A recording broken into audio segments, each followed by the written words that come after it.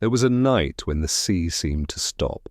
The waves did not rush forward, nor did they pull back, but hovered in a soft, trembling stillness, as if they too were listening for something.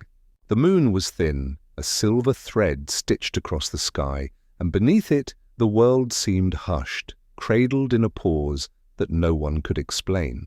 On that quiet shoreline a child was born, not to the sound of cries or celebration, but to the faint hum of the earth itself, as though the ground beneath the sand had been waiting.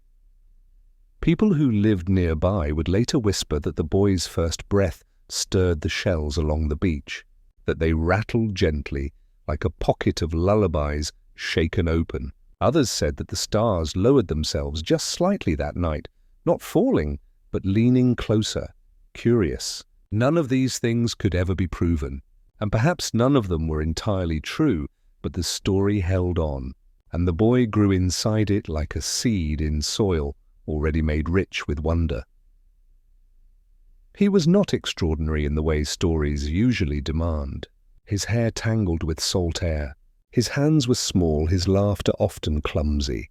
He could not run faster than the other children, nor sing more beautifully, nor solve riddles with sharp wit. But there was something in the way he paused, in the way he tilted his head when listening, as though he could hear the quiet part of things, the hidden part.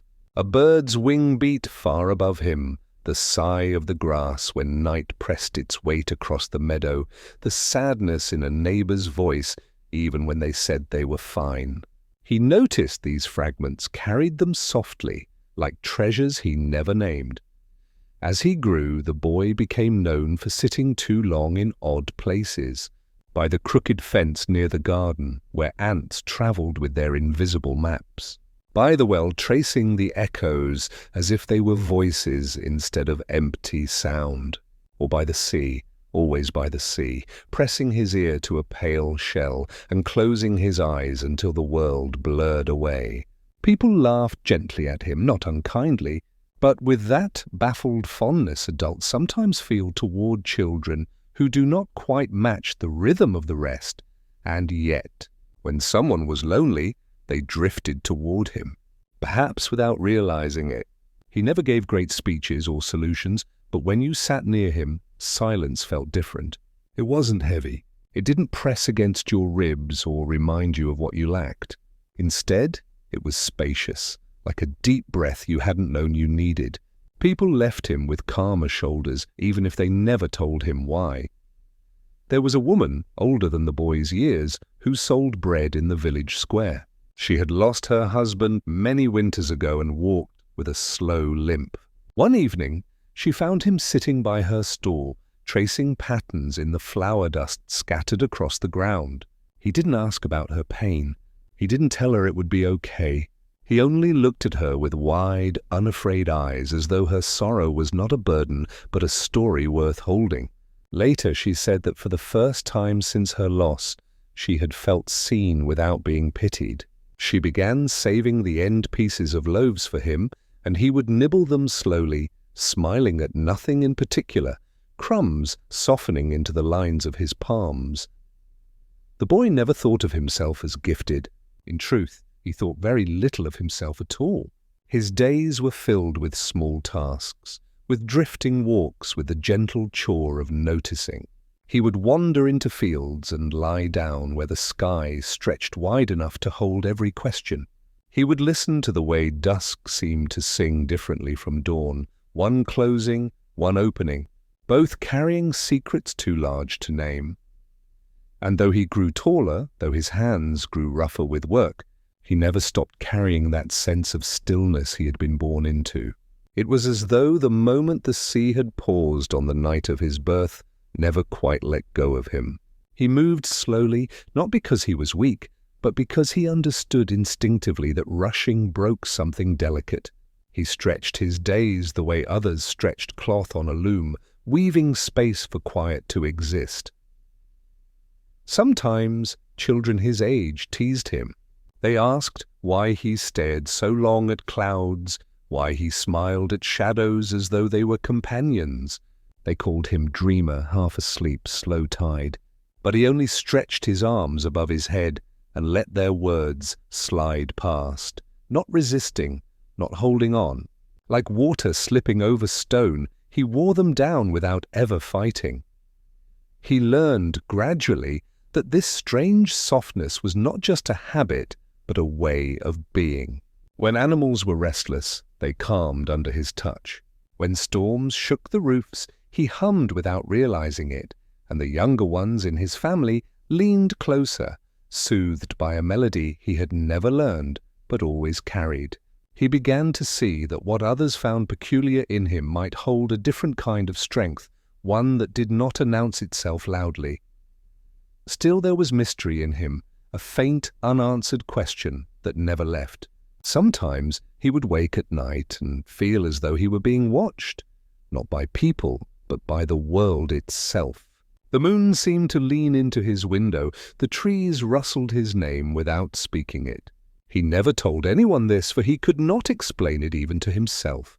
But deep down he sensed that his life was not only his own, that he was a thread in a fabric larger than he could yet see. And in that awareness he carried both comfort and unease. Comfort because it meant he was never truly alone. Unease because he did not yet know what he was meant to become. But he didn't chase the answer. He trusted that it would arrive in its own time, like a tide that could not be rushed. So the boy lived in this in-between, ordinary in every outward sense, extraordinary in the hidden way he held the world. He grew, he laughed, he made mistakes, and he lingered in moments others rushed past.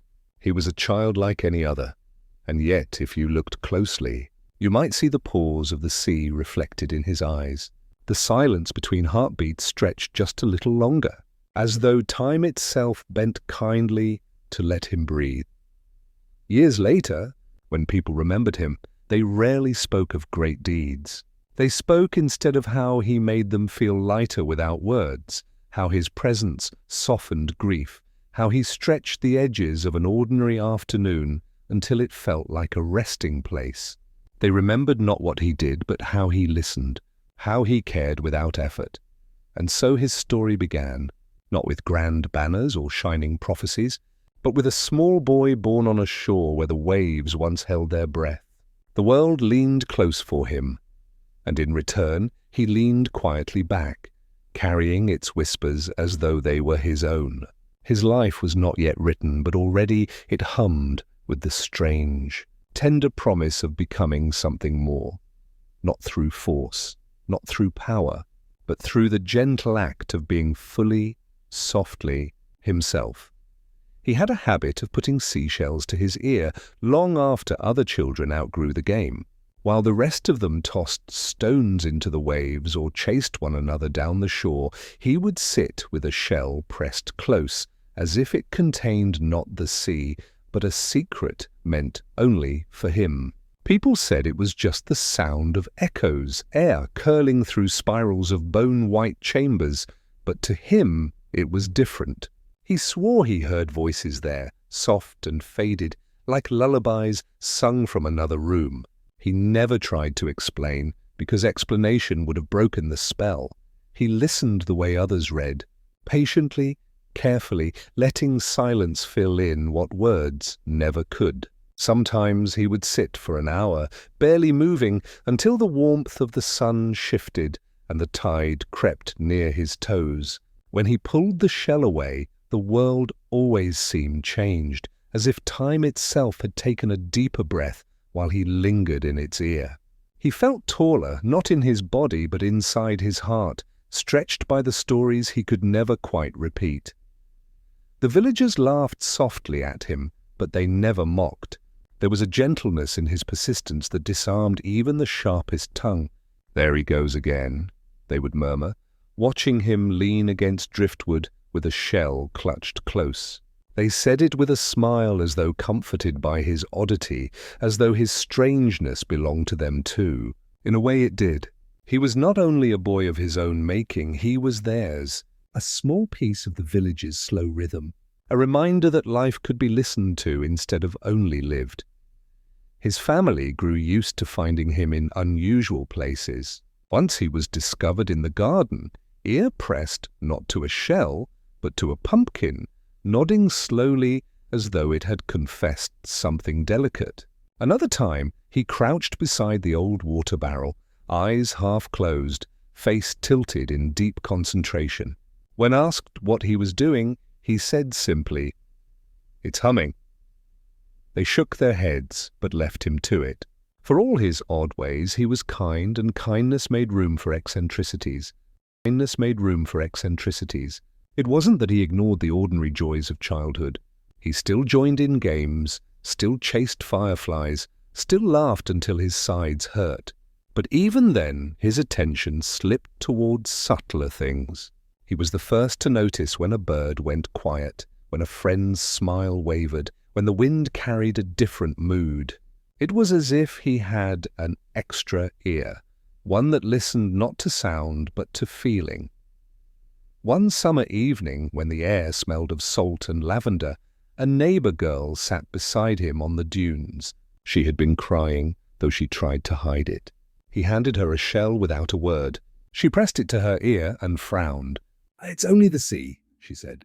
But he shook his head gently. "Listen longer." So she did, and after a while her shoulders softened. She didn't say what she heard, and he didn't ask. But when she returned home that night, she told her mother she felt lighter. The mother smiled knowingly and baked an extra loaf for his family the next morning. The shells became small bridges between him and others. He would pass them quietly, never insisting, only offering. Some returned them, some kept them, some forgot them in pockets and drawers. But for a moment, each person seemed to pause, to listen differently, to remember that the world had hidden layers. Even those who scoffed later found themselves lifting a shell when no one was watching, just to be sure. The boy himself never grew tired of the ritual. He collected shells the way others collected stones or feathers. Each one was different. Some sang with deep, slow tones like the memory of storms. Others whispered quickly, like children running barefoot across sand. Some seemed to hold silence itself, a silence that wasn't empty, but full, as though it had swallowed all the sounds of the world and was saving them for later. He kept them in a basket near his bed, and at night he would place one near his pillow, drifting into sleep with the sea murmuring beside him. Dreams often followed. In them, he walked through endless corridors of water, arches made of coral, windows opening onto skies that breathed like lungs. Sometimes he saw people he knew, but they were always changed, eyes brighter, movements slower, words shaped like tides. He woke with the sense that he had traveled somewhere real, though he could never prove it. The dreams left him both tired and soothed, like someone who had carried a lantern through the dark and returned at dawn. As the years stretched, he began to notice how his listening shaped him. He was patient in ways others were not. When animals were frightened, he crouched low and waited, letting them approach in their own time. When arguments broke out, he did not rush to solve them, but listened until the sharp edges dulled and people heard themselves in their own voices. He wasn't always right, nor always calm, but his way of pausing created a space others unconsciously entered. His father once said, "You stretch time without trying." The boy didn't know what that meant, but he remembered it. Perhaps that was what listening truly was, not hearing more but slowing enough to let the world reveal itself. There were still moments of loneliness. He sometimes wished he could explain what he felt, wished someone else could hear the same whispers in shells, the same hum in the barrel, the same lullabies in the tide. But loneliness never broke him. Instead, it deepened him like a well filling with clear water. He carried it quietly, learning that solitude could be a companion too, one that taught him to trust his own heart. On his 12th birthday, he climbed a hill overlooking the sea. The wind was strong, tugging at his sleeves, but he carried his largest shell and pressed it to his ear. The sound roared, louder than ever before, not frightening but vast. For a moment, he felt as if the ocean itself was breathing through him, as though every wave was stitched to his veins. He closed his eyes and whispered, "I hear you." The wind calmed, the sea stilled, and for just an instant he believed it had heard him back. From that day forward, he no longer doubted. The shells were not tricks of air or imagination. They were messages not always clear, but always real. He did not need anyone else to confirm it. He knew what he knew, and that quiet certainty became his anchor. And so his childhood stretched on, marked not by victories or competitions, but by listening. To shells, to silence, to people who didn't know how much they longed to be heard. The boy's life unfolded like a slow tide, each moment washing gently into the next, carrying fragments of the world in soft spirals only he seemed willing to notice. He was not yet who he would become, but already the foundation was there, a heart tuned to the hidden songs of existence, a soul willing to wait for meanings that could not be hurried. In years to come, he would look back and realize these days were the roots of everything.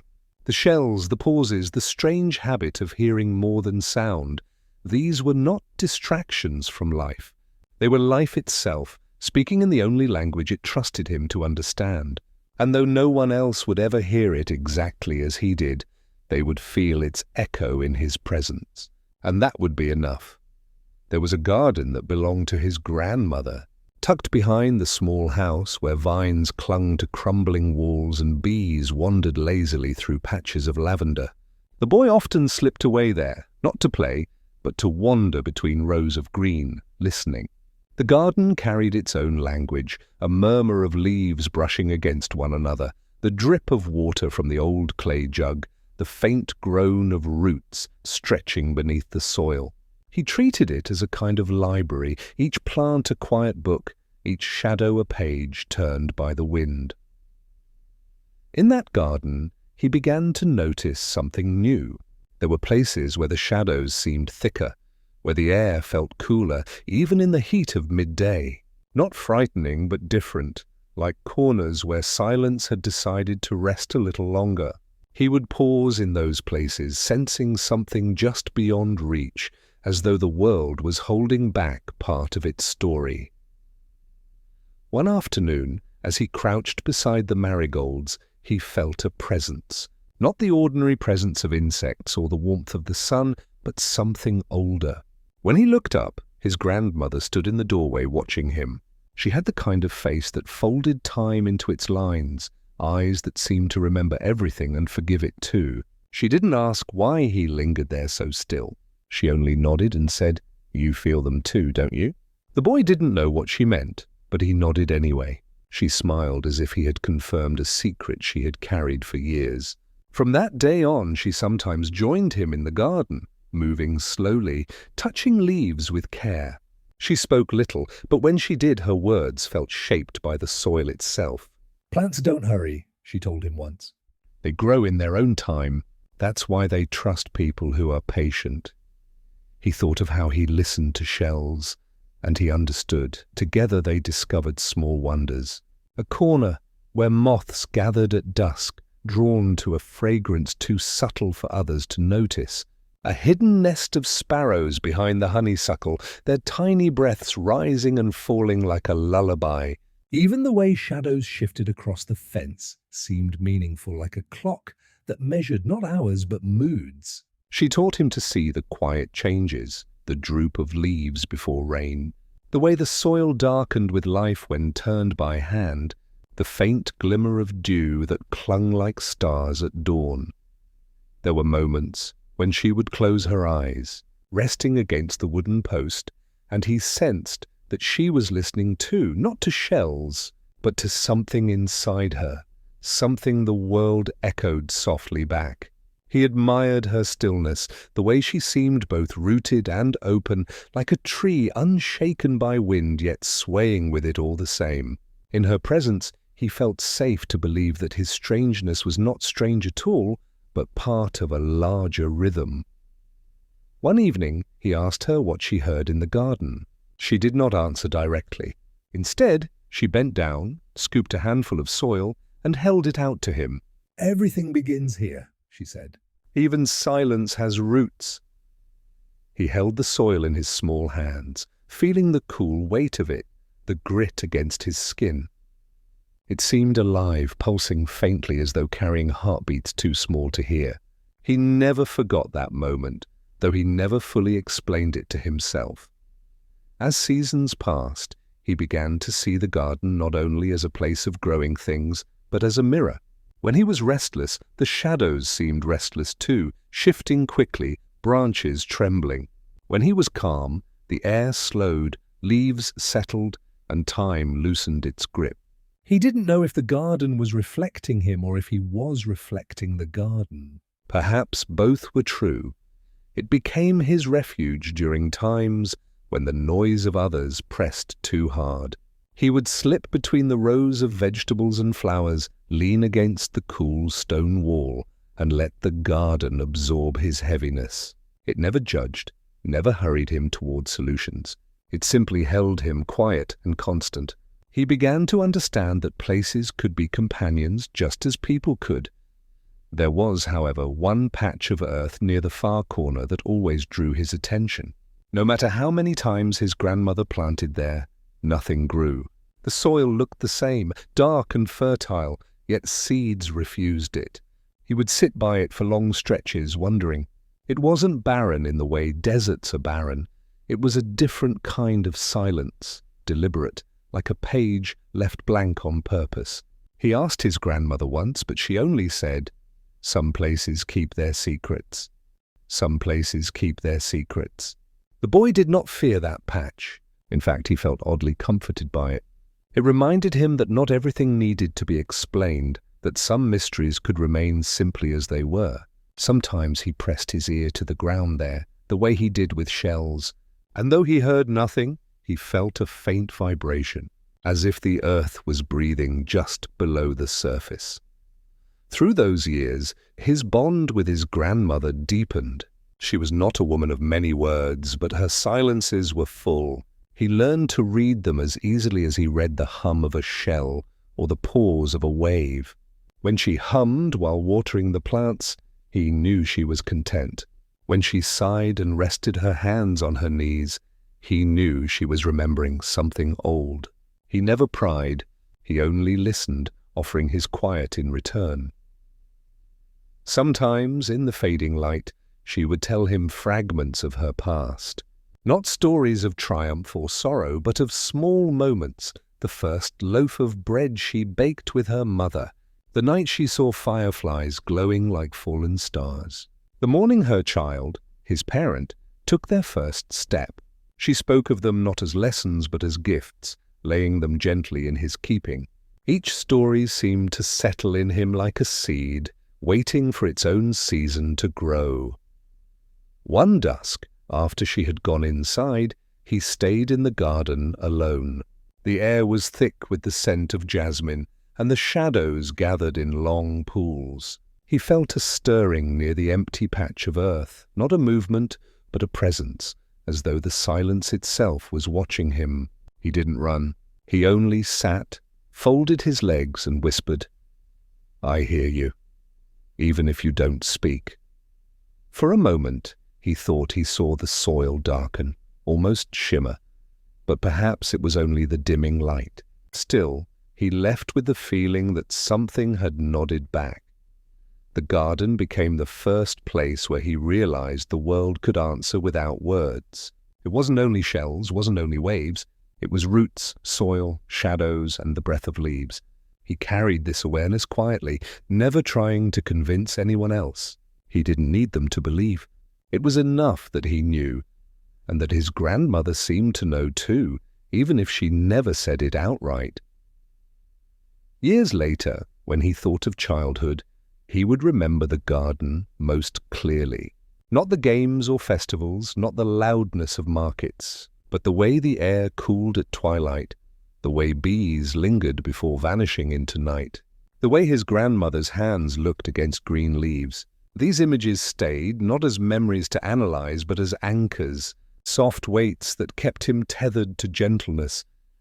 In that garden, in the spaces where shadows thickened and silence deepened, he first understood that life was not only about what grew, but also about what remained hidden. Some things were meant to bloom, others to rest unseen, and both were sacred in their own way. There was an afternoon when the sky dimmed earlier than usual, not because of clouds, but because the air itself seemed to thicken, folding shadows over the earth in slow drapes. The boy wandered to the garden, the place he always trusted, where vines trailed like forgotten thoughts, and stones kept their cool patience even under the sun. It was here, among leaves and soil, that he began to notice the edges of another world, quiet, veiled, but very near. The garden was not neat.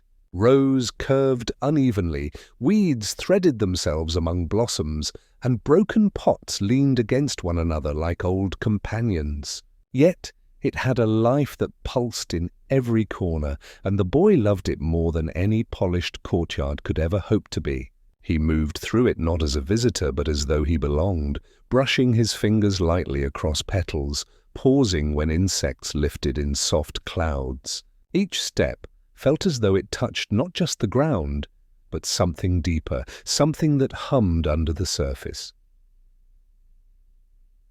One patch of the garden always drew him back. It lay in the farthest corner near the wall where ivy thickened into dark curtains. The soil there looked rich, almost too rich, dark as wet ink, but nothing grew.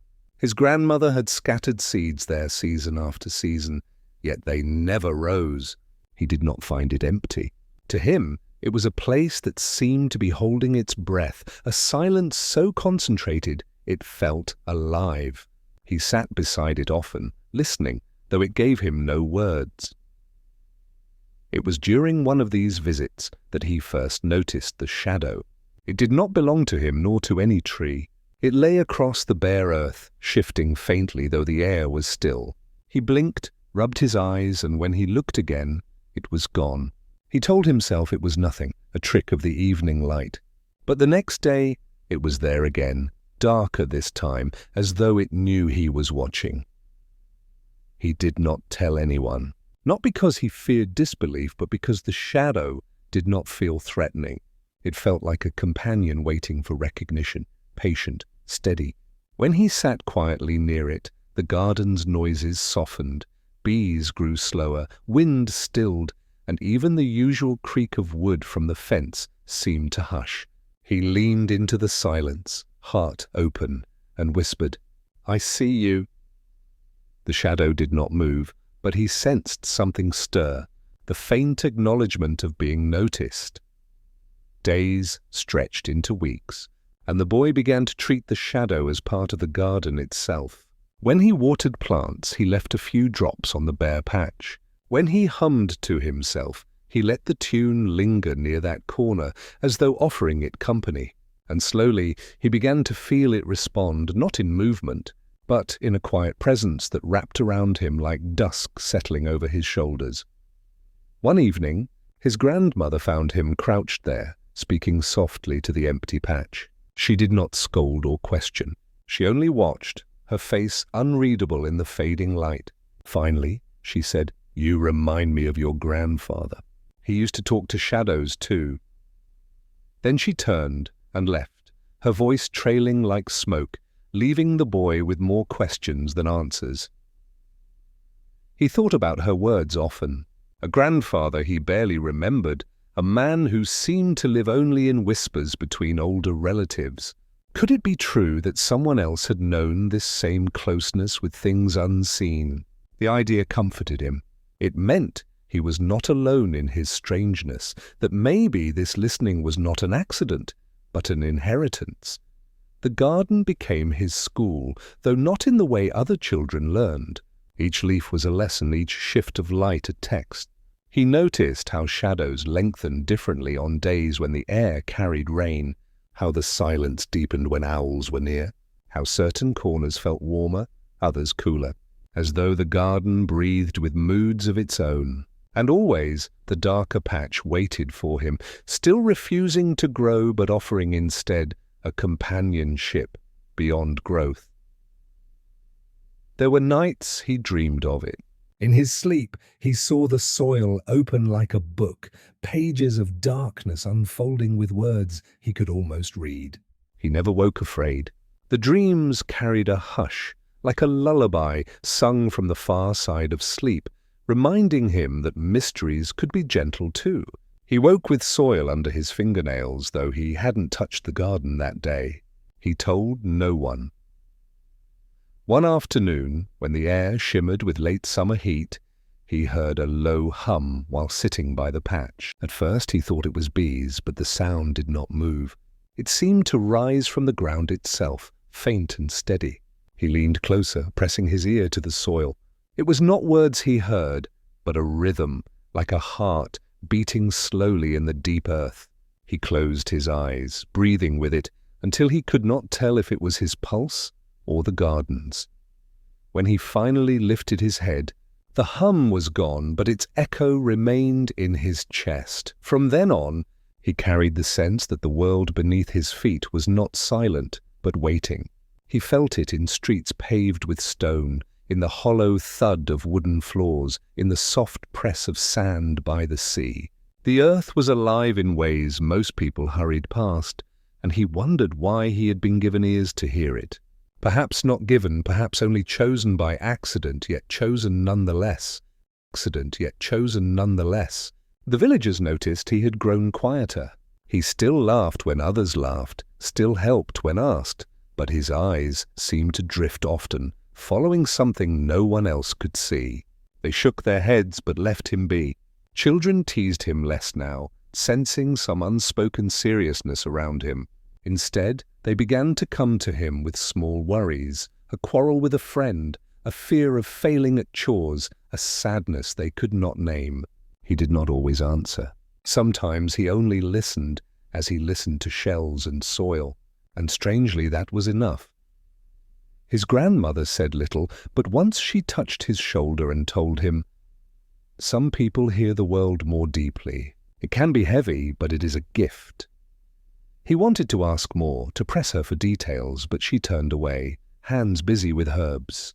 Her silence was not avoidance, it was an answer in itself. So the boy kept listening, to shells, to wind, to the breath of shadows in gardens. He did not seek to understand everything. He let mysteries stay whole, content to share space with them instead of cutting them open for clarity. And in this way he grew, not taller, not stronger than others, but deeper, stretched inward like roots burrowing unseen. Years later, when he thought back on childhood, he would not remember the games or lessons most clearly. He would remember the shadows in his grandmother's garden, the way they held secrets without fear, the way they taught him that silence could be alive. He would remember the corner of earth that refused to grow, teaching him that absence could be just as full as presence. And he would remember how, in the quiet of listening, he felt himself becoming part of a story too vast to name. Night came softly in that part of the world, as though it had been stitched carefully into the fabric of each day. The boy grew to love the moment when the sun slipped behind the horizon and the first stars trembled awake in the dark. He would lie on his back in the grass, hands folded beneath his head, and let his gaze sink upward until the sky seemed to carry him rather than the earth. The stars never shouted, never demanded attention, yet he felt them as companions, patient and eternal. There was one star he favored above all others, though he did not know its name. It burned more softly than the rest, not the brightest, not the farthest, but steady, like a lamp left in a window for someone who had not yet come home. He told no one about it, not even his grandmother, but he carried it as a private comfort. When the day was heavy, when voices clashed and the air felt crowded, he searched for that single light, and it reminded him that the world held gentleness even in its vastness. The stars seemed to him like listeners too, Though their patience was far greater than his, he would whisper to them when no one else could hear, fragments of thought, questions he could not ask aloud, confessions too delicate for the weight of ordinary conversation. He never expected answers, yet sometimes the silence between his words felt filled, as though the stars absorbed what he gave and held it safe. It eased him to imagine that his voice became part of that scattered brilliance, stitched into the sky where it could not be lost. One evening, while lying in the garden, he noticed the air shift. The stars seemed brighter, almost closer, as though leaning down. He felt a warmth in his chest, not from the summer night, but from something inward, as though light had seeped into him. He closed his eyes, and in that darkness he felt stretched, like his body remained where it was, yet his spirit drifted upward, brushing against the quiet vastness above. It was not frightening. It was like floating in water, weightless, carried by something that asked for nothing in return. When he opened his eyes, the stars were the same, but he was not. He knew now that they were not only distant lights, but part of a rhythm he was beginning to hear. They pulsed with the same hidden music as shells, the same hum as the soil, the same quiet breath that lived in shadows. He smiled without knowing why, and the smile lingered even after sleep carried him away. As days folded into months, he made a ritual of these nightly watchings. Sometimes he lay alone. Other times a friend joined, though they often grew restless before long. He never asked them to stay. The stars were his conversation, and he was content in their company. Yet he found that those who shared even a few minutes of that silence often left, changed, calmer, as though some of the sky's patience had seeped into them. One night, his grandmother came to stand beside him where he lay in the grass. She did not look up at first. She looked at him. Then, after a long moment, she followed his gaze to the stars. "Oh, your grandfather used to say they remember us," she whispered. He turned to her, waiting, but she said nothing more. Her words floated between them like a thread, too fragile to pull. Still, he felt something shift, an echo that tied him not only to the stars, but to a lineage of listening.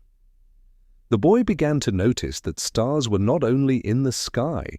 He saw them in dewdrops caught on grass, in candle flames trembling in the wind, in the glimmer of eyes when someone laughed unexpectedly. They were everywhere. Small lights resisted darkness. This realization filled him with a quiet awe. He did not say it aloud, but he carried it in his movements, and others seemed to sense it. His presence took on the softness of starlight, gentle, steady, never overwhelming, but bright enough to guide. The seasons shifted, and with them the stars changed too. Some disappeared, others emerged. He learned to accept their absence, trusting they had not vanished, but simply moved beyond his sight. This comforted him more than he realized, for it taught him that disappearance was not always loss. Sometimes it was only distance, a reminder that everything had its cycle. On cold nights, when frost silvered the ground, he wrapped himself in blankets and still made the climb to the hillside. The air bit at his fingers, his breath fogged, yet he stayed, watching the stars burn against the icy dark. In those moments he felt stronger, as if enduring the cold drew him closer to the vast patience above. He whispered, "I'm here, not to be answered, but to belong." And always that one favored star remained, his quiet companion. It never failed him, never dimmed beyond recognition. Sometimes he wondered if it was watching him in return, if stars could hold affections the way people did. Perhaps it was foolish to think so, but the thought warmed him, and warmth mattered more than certainty. In time, he noticed that his listening deepened. He did not only hear the stars, he felt them in his body, as if their distance curved into him. When he closed his eyes, he sensed himself stretching, not upward, but outward, as though his being reached across space, touching threads invisible to others. He could not describe it even to himself, but it left him with a tenderness he carried through the day. People continued to come to him, drawn by something they could not name. They told him their small troubles, their hopes, their aches. He did not always respond, but his silence gave them room. Some left with tears, others with quiet smiles, but all seemed lighter. They did not know that he was giving them starlight, not his own, but what he had gathered from long nights of listening. One evening, as he prepared to leave the hillside, a child from the village ran up, panting, pointing upward. "Look!" the child cried. He followed the gesture and saw a streak of light cross the sky, a falling star burning briefly before vanishing. The child gasped in delight, but he only smiled softly. He knew it was not gone. It had only travelled elsewhere, carrying its glow into another story. That night he lay awake, thinking of all the lights that moved unseen, all the presences that came and went. He thought of the shadow in the garden, the hum of the soil, the whispers of shells, and now the stars. Each was different, yet all carried the same truth. The world was always speaking, always listening, always holding him in its quiet rhythm. He did not need to understand it fully. It was enough to rest inside it, and so the boy grew into a kind of faith, not in words or doctrines, but in the small certainties of presence. The stars reminded him that silence could be full, that distance could be love, that endings were never final. When he closed his eyes, he felt himself floating again, carried by something vast and tender. And with each passing night, he trusted more deeply that the world, in all its mystery, was gently holding him exactly where he needed to be. It was on a late afternoon, when the air still carried the warmth of the sun, but shadows had begun to stretch long across the earth, that he discovered the quiet magic of sharing. He had gone wandering as he often did, following no particular path, until he reached a small rise where the breeze smelled faintly of earth and wildflowers. There, sitting on a stone, was another child about his age, holding a small parcel wrapped in cloth. The boy hesitated, unsure if he should intrude, but the other looked up with a smile that held neither caution nor expectation. It was a smile of simple invitation, as though the space around them was large enough for both hearts to rest. Large enough for both hearts to rest. The parcel unfolded to reveal a sandwich, unevenly cut, the bread slightly dry, but carried with care. Without a word, the child broke it into two and offered one half. The gesture startled him more than it should have. He had known kindness in words, in the steady presence of his grandmother, in the warmth of starlight. But this was different. This was tangible, a gift that could be held in his hands, a trust passed into his palms. He accepted it, and they ate together in silence, the crunch of bread and the soft chew of filling becoming a rhythm between them. It was a small act, so small it could easily be overlooked, yet something in it stayed with him. The taste was simple, even plain, but to him it was unlike anything he had eaten before. It was not the food itself that nourished him, but the sharing of it. He felt in that moment that he was no longer alone in the vastness of the world. The sandwich became a bridge, a thread binding two souls without demand or explanation. They began to meet more often after that, sometimes with food, sometimes without. They would sit together beneath the leaning tree at the edge of the field, or on the hillside where the stars later emerged, and they would talk or not talk, both ways comfortable. He learned that companionship did not require constant speech, that silence could be shared as easily as laughter. The other child had eyes that sparkled with curiosity, yet often softened into long gazes at nothing in particular, as though listening to something beyond ordinary hearing. He felt kinship in that, a sense that they were both tuned to the subtler frequencies of the world. One day, when clouds drifted low and the air smelled of rain, his friend spoke of dreams. Sometimes, they whispered, "I dream of places I don't know, fields where the grass glows blue, rivers that sing like voices." When I wake, I can still feel them, as if they're waiting for me somewhere." The boy nodded, because though he had not dreamed of such places, he understood the feeling of longing for something unseen yet familiar. He told them about his star, the one he carried like a private secret, and they listened with wide, soft eyes, as though he had just handed them something precious. From that day, their bond deepened. They began to exchange not only food and stories, but fragments of themselves, hopes, doubts, odd little habits. He noticed how his friend tapped their fingers lightly against the earth when lost in thought, and how they sometimes hummed tunelessly without realizing. These details endeared them to him in ways words could not.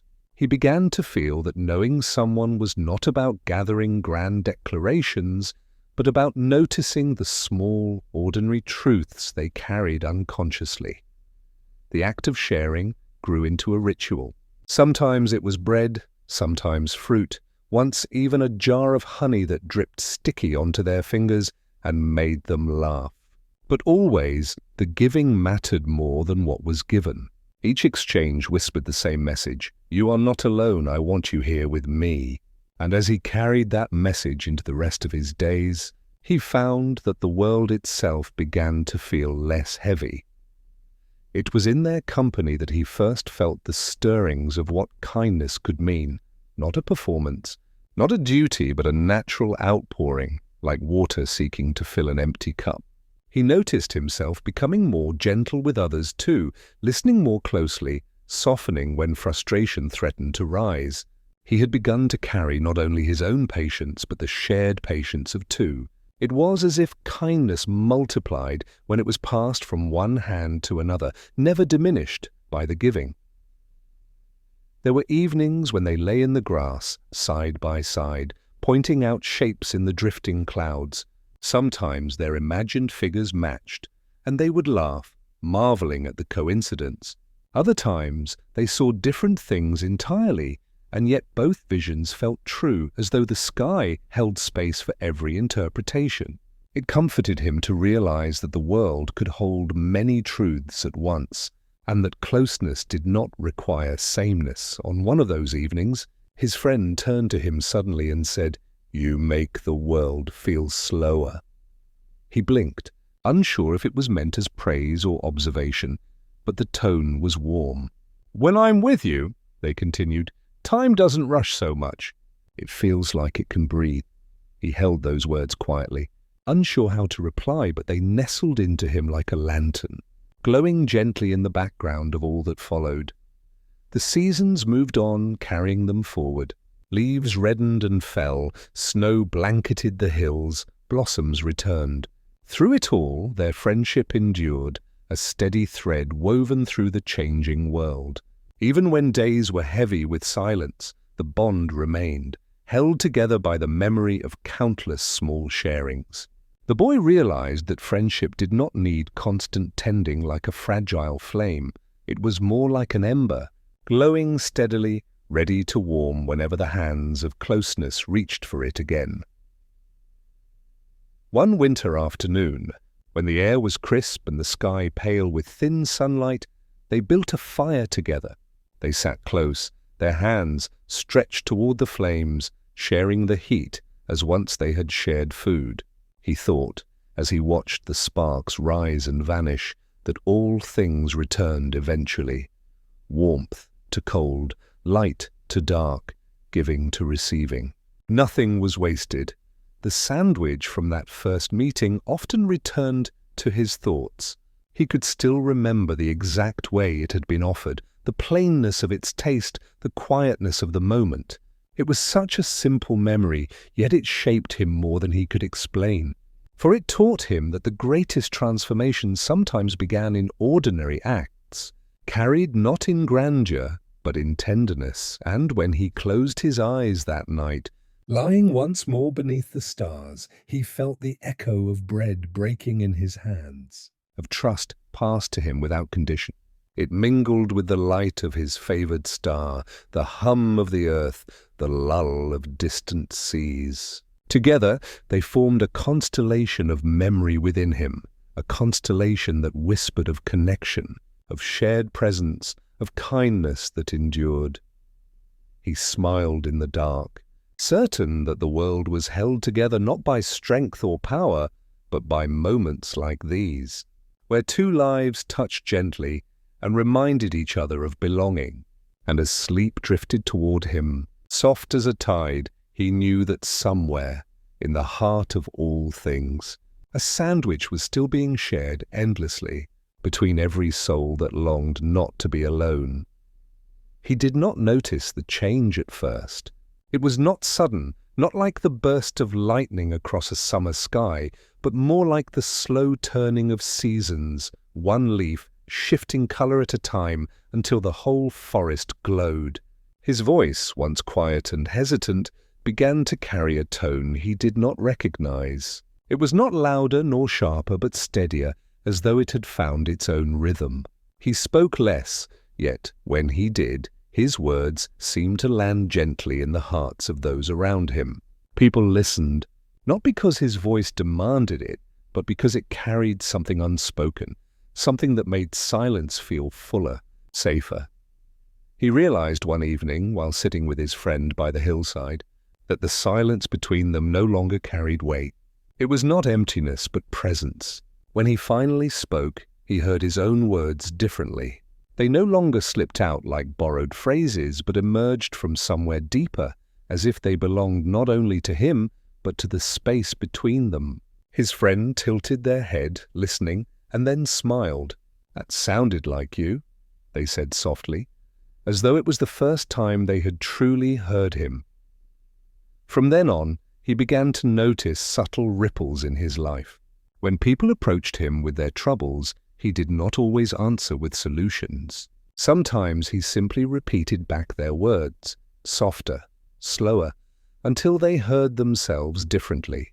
Other times he said almost nothing at all, but his silence wrapped around them like a blanket. It was strange, he thought, that he who had once felt small and uncertain now found himself steady in the presence of others. Not certain, not perfect, but steady, like the stars that glimmered above, never needing to prove themselves, yet always shining. He wondered if this was what growing meant, not acquiring something new, but discovering what had always been within, waiting patiently for the right season to bloom. His grandmother seemed to notice as well. One morning, while pouring tea, she looked at him with quiet eyes and said, "You sound like your grandfather when you pause before speaking." He blinked, unsure how to take the comparison, but she left it there. A seed she knew would take root in its own time. The feeling of stretching returned to him often now, not in his limbs, not in his body, but in his spirit. In moments of deep listening, he felt himself expand, as though his edges blurred and he touched something larger. Sometimes it frightened him, how vast it felt, how easy it was to lose himself in that openness, but more often it soothed him. It was as though he had become a bridge between the quiet of the stars and the restless beating of hearts around him. He could not explain it, not even to his friend, but he sensed that this ability to stretch was less a gift he owned and more a way the world had chosen to flow through him. One evening his friend confessed, "You make people feel lighter, you know. It's as if you carry some of their weight without them realizing." He felt warmth at the words, but also hesitation. He did not want to become something others depended on too heavily. Yet he realized, as he looked at their earnest face, that carrying was not about burden. It was about sharing, like the sandwich they had once divided between them, and shared weight was always lighter. He began to experiment with his voice in small ways. When a neighbor grew anxious, he slowed his tone until their breathing matched his. When a child trembled after a nightmare, he whispered gently, stretching each word like a lullaby until the child's eyes closed again. When his grandmother's hands ached from work, he sat with her, humming softly, and the sound filled the room like warmth. He did not think of these as powers. They were simply ways of being present, of lending himself to the moment until it eased. At night, lying beneath the stars, he practiced stretching inward instead of outward. He would close his eyes and follow the rhythm of his breath until his thoughts grew quiet. He listened not only to the world, but to himself, the quiet fears, the hidden longings, the echoes of memory. At first, this listening was difficult. He had grown used to carrying others, and it was easier to stretch toward them than toward his own tender places.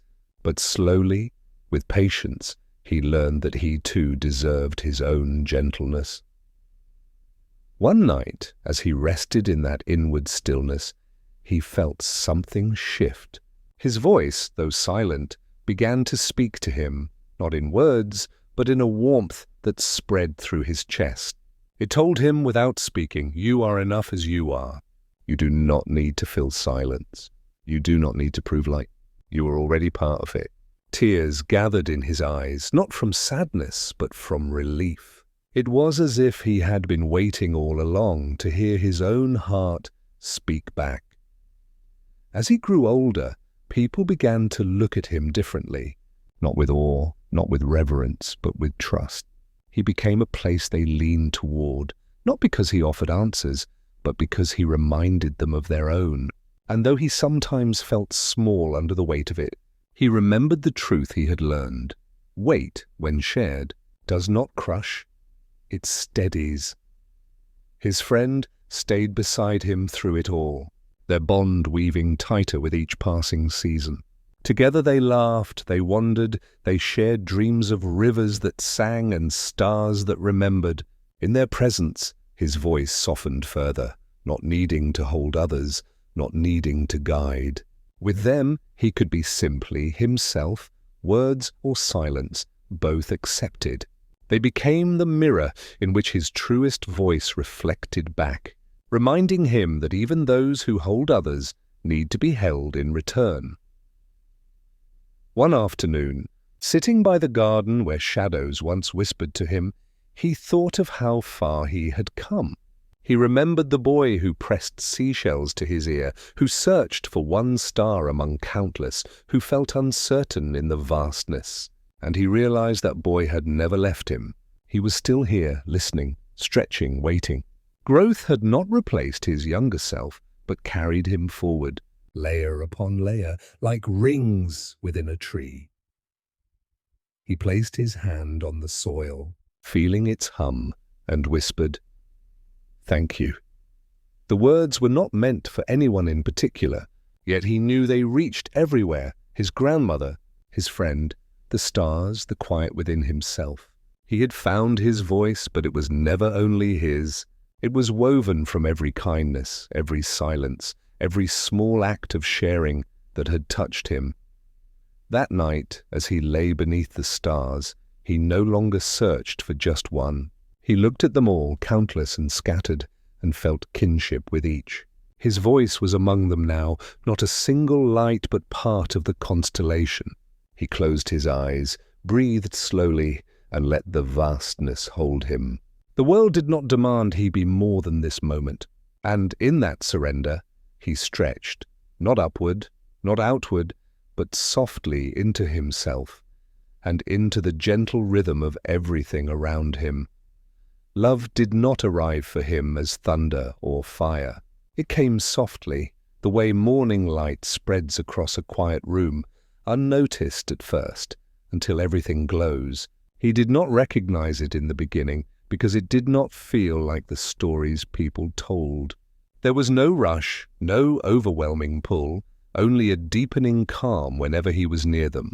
The friend who had once shared a sandwich, the companion who listened without rushing, whose silences felt like home. They had always been close, their bond woven through years of small sharings and gentle presences.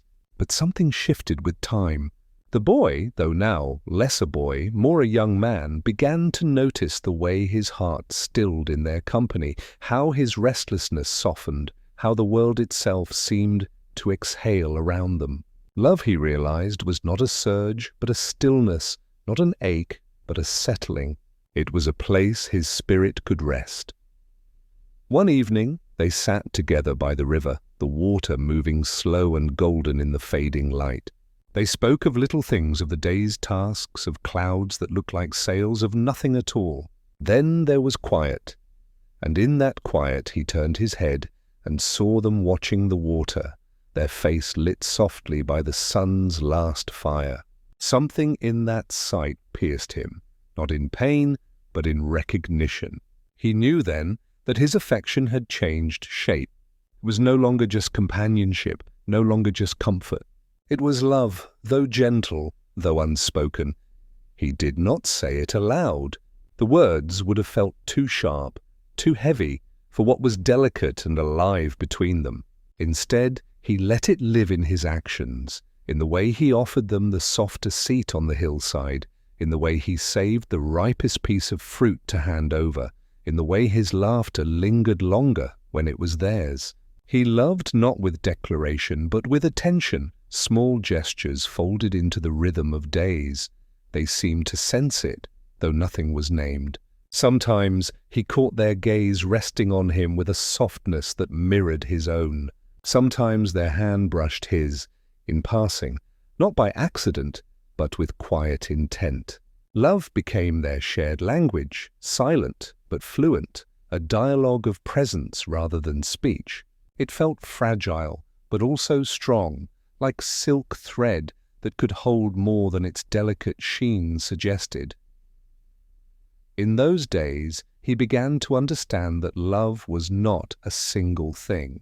It was not only romance, not only friendship, not only devotion. It was a weaving together of all these threads until no edge could be found.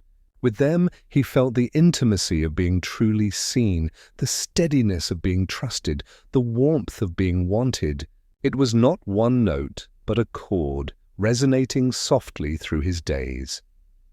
There were nights when they lay side by side beneath the stars, their shoulders brushing, and he felt their breathing slow to match his. Those moments carried no urgency, no need for more, and yet they filled him completely. He did not crave grand gestures. The brush of their sleeve, the curve of their smile, the hush of their laughter was enough to sustain him. Love, he learned, was in the smallest of moments, in the way time itself softened when shared. Yet love was not always easy. With closeness came vulnerability, and with vulnerability the ache of fear. He found himself worrying about losing them, about saying the wrong words, about the frailty of holding something so precious. But when he voiced these worries in halting fragments, they only shook their head and took his hand. "We're both learning," they whispered. "That's enough." And in that reassurance, he felt his fears ease, like knots slowly untying. He noticed, too, how love stretched him, how it asked him to listen more deeply, to set aside his own restlessness, to care not only for what he felt, but for what they needed. Love taught him patience, not as an effort, but as a gift.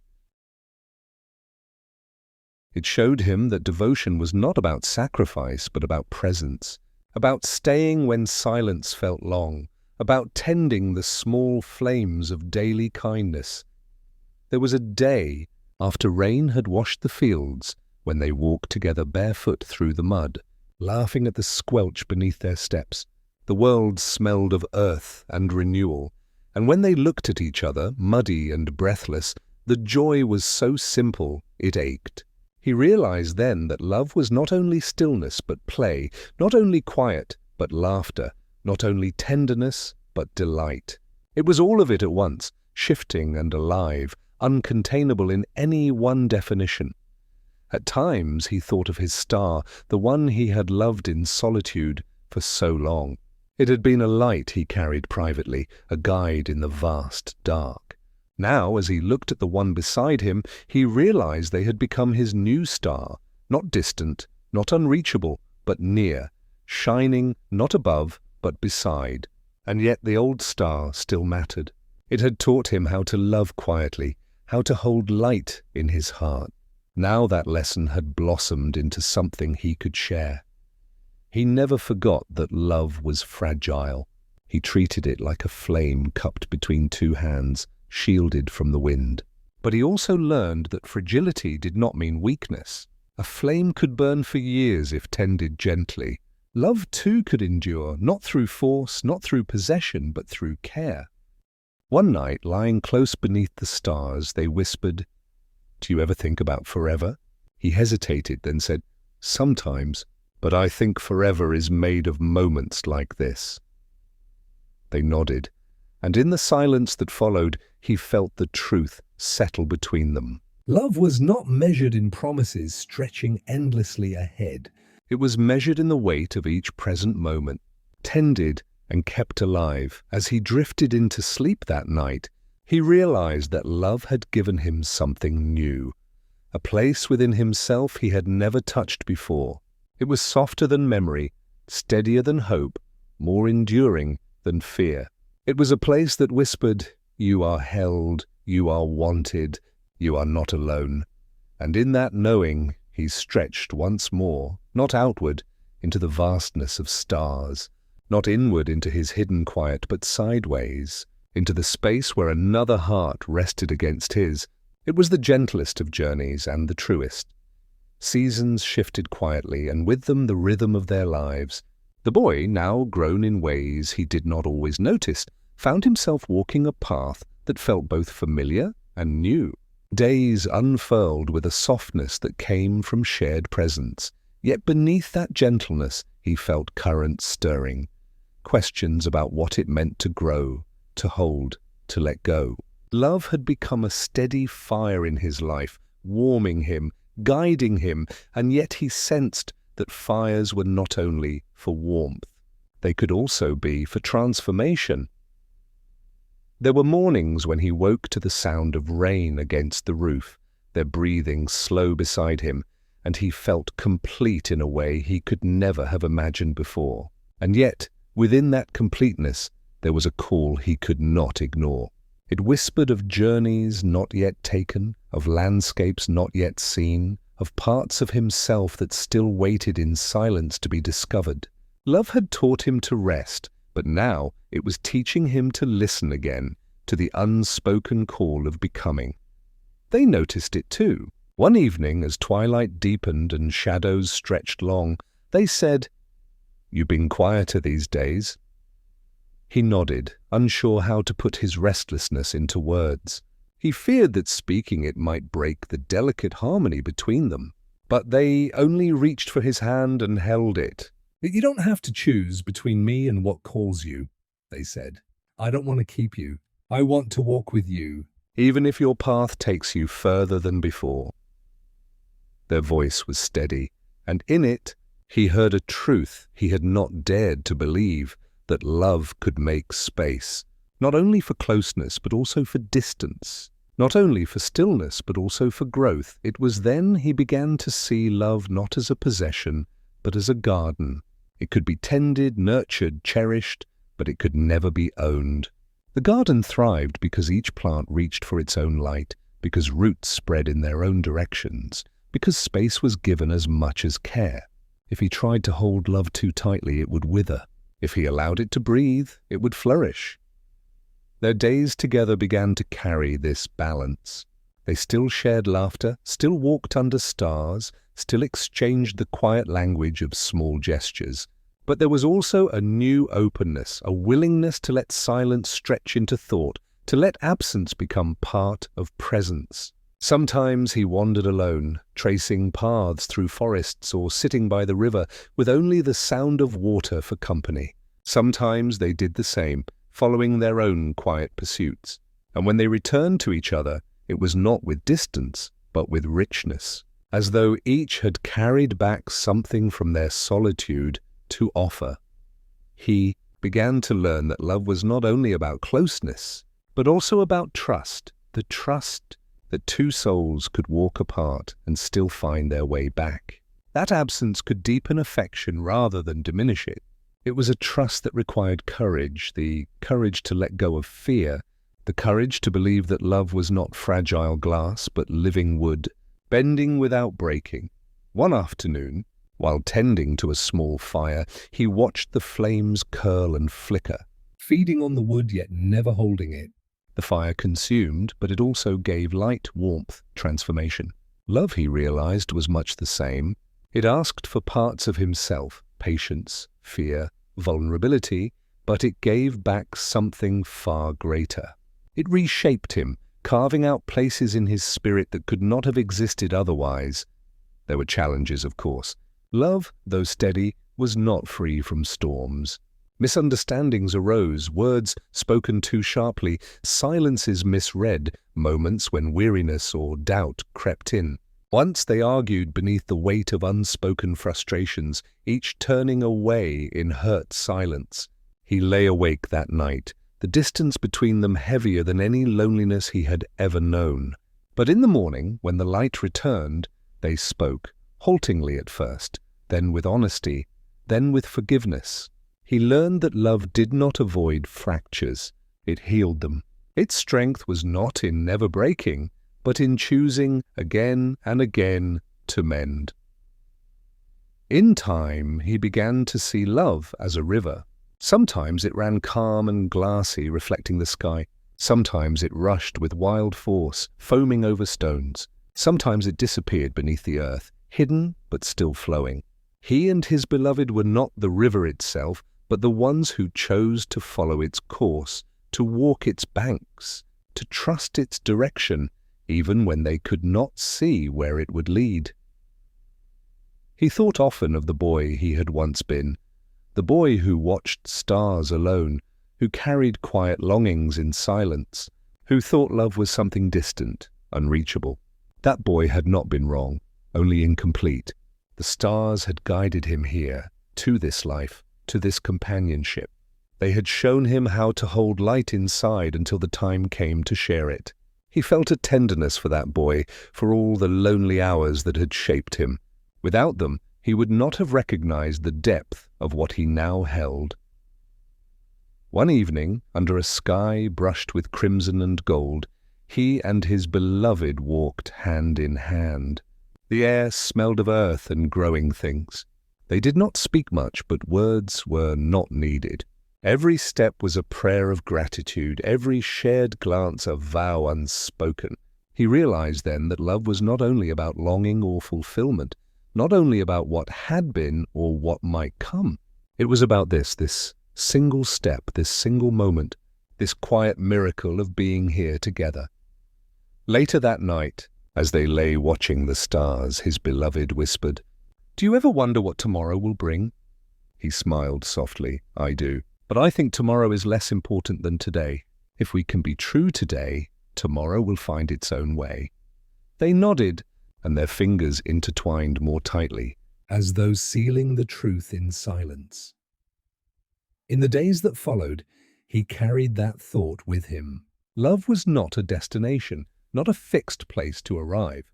It was a path, winding and endless, where each step mattered. It was not measured by the promise of forever, though forever might come, but by the honesty of each day lived together. He began to live with less fear. The thought of loss still ached at times, but it no longer ruled him. Love had taught him that nothing was wasted, not a smile, not a silence, not a moment of presence. Even if love were to change, even if its form were to shift with time, the truth of what it had given would remain. Every gesture, every glance, every breath shared had become part of who he was. And nothing could erase that, so he leaned more fully into the present, letting each day bloom in its own way. Some days were simple, filled with laughter and small tasks. Some were heavier, carrying the weight of unspoken questions. But all of them were theirs, and in that belonging, he found peace. As night fell once more, he looked at the stars and felt no longing to be among them. He did not need their distance, for he had found a light closer, warmer, steadier. It was beside him, breathing softly in sleep, hand resting lightly against his own. The boy who had once been alone was no longer alone. The man he had become carried within him both the quiet of the stars and the warmth of love's fire, and in that balance, he knew he had found not the end of his journey, but its true beginning. The night carried a softness that seemed older than time itself. A hush had settled across the world, the kind of silence that was not empty but full of echoes, of half-remembered songs, of promises whispered long before anyone was there to listen. He felt it drifting through the air like a lullaby, a melody so faint it might have been imagined, and yet he knew it was real. He had heard it before, though he could not place when or where. It was not a song of words, but of tones that touched something deep within, something tender and hidden. He found himself drawn to it more and more. Sometimes, as he walked by the sea or sat beneath the trees, it would arrive unbidden, weaving through the branches or carried on the waves. At first, he thought it was memory, some fragment from childhood that had clung to him like a forgotten dream. But the more he listened, the more he realized it was not only his. It belonged to the world, to the stars, perhaps even to time itself. And in hearing it, he felt part of something larger, as though his heart was not only his own, but a vessel for countless hearts across ages. He began to hum the tune when he was alone. The sound comforted him, easing the restless edges of thought. Once, when he forgot himself and hummed it while sitting near his beloved, they looked up with wide eyes. "I know that song," they said quietly, though their voice carried uncertainty. "But I don't know from where." They leaned against him, listening as he continued, and together they sat in a silence that was not silence at all, but the filling of space with a memory both shared and not shared, both theirs and not theirs.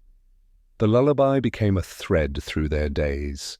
It was not sung often, but it returned at moments when they needed it most, after an argument, when weariness threatened to close their heart. In the middle of laughter, as a soft echo that reminded them of gentleness. At night, when sleep would not come, and they lay awake listening to the quiet of each other's breath. Each time, the tune carried with it a sense of return, as if reminding them of a home they had never left, even when they felt far from it. He began to wonder what it meant, why it had found him. Some nights he thought of his mother, though he had so few memories of her. Perhaps it was hers, a song she had once hummed while holding him close. Perhaps it came from the stars she loved, a sound carried into him by her absence. Other times he thought of his father, with his clumsy tenderness and awkward attempts at comfort. Maybe it was something he had once tried to sing, unfinished but remembered in spirit. And then there were times when he thought it had nothing to do with his family at all, but was simply the voice of the world itself, a melody that chose him because he was listening. It did not matter in the end where it came from. What mattered was what it gave. The lullaby became a bridge between past and present, between longing and peace. Each note reminded him that even in solitude, he was never truly alone. Each hum of the tune reminded his beloved that love was not only words or gestures, but the quiet persistence of something unseen, something carried like a candle through the dark. One evening, he found himself sitting on a hillside overlooking the valley, the world washed in silver by the rising moon. The tune came to him then, stronger than before, as though the land itself was singing with him. He closed his eyes and let it flow, each note unspooling slowly like the rhythm of waves on shore. And as he sang, he felt tears slip down his face, not of sadness, not of joy, but of recognition, as though he was remembering a part of himself that had always been waiting to be found. His beloved joined him on the hill, sitting quietly beside him. They did not speak. They only listened. And in that moment, he realized that the lullaby was not his to keep.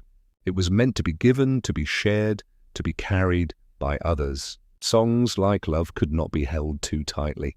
They lived only in being passed from one soul to another, echoing across time.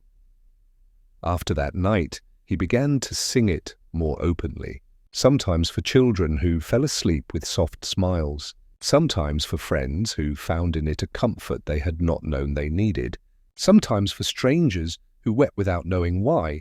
Each time, the lullaby changed slightly, reshaped by the one who received it. Yet, its essence remained the same, a call to rest, to trust, to return. He thought of the boy he had once been, staring at stars with restless wonder. How that boy would have clung to such a melody, how it might have soothed the ache of loneliness. And now, as a man, he felt that boy still within him, still listening, still grateful. The lullaby had been there all along, perhaps, waiting for him to be ready to hear it. One night, as he sang it softly while his beloved drifted towards sleep, they murmured drowsily, "It feels like the world is breathing with us." He smiled, knowing they spoke the truth. For in that moment, as the notes faded into silence, the night seemed to lean closer, the stars seemed to shimmer more tenderly, the air itself seemed alive with presence. The world was not separate from them. It was singing with them, holding them, rocking them gently like children beneath its vast and endless arms. He did not always understand the lullaby. Sometimes it felt ancient, older than language. Sometimes it felt fragile, like it might vanish if he reached for it too directly. But he learned not to chase it, not to demand answers.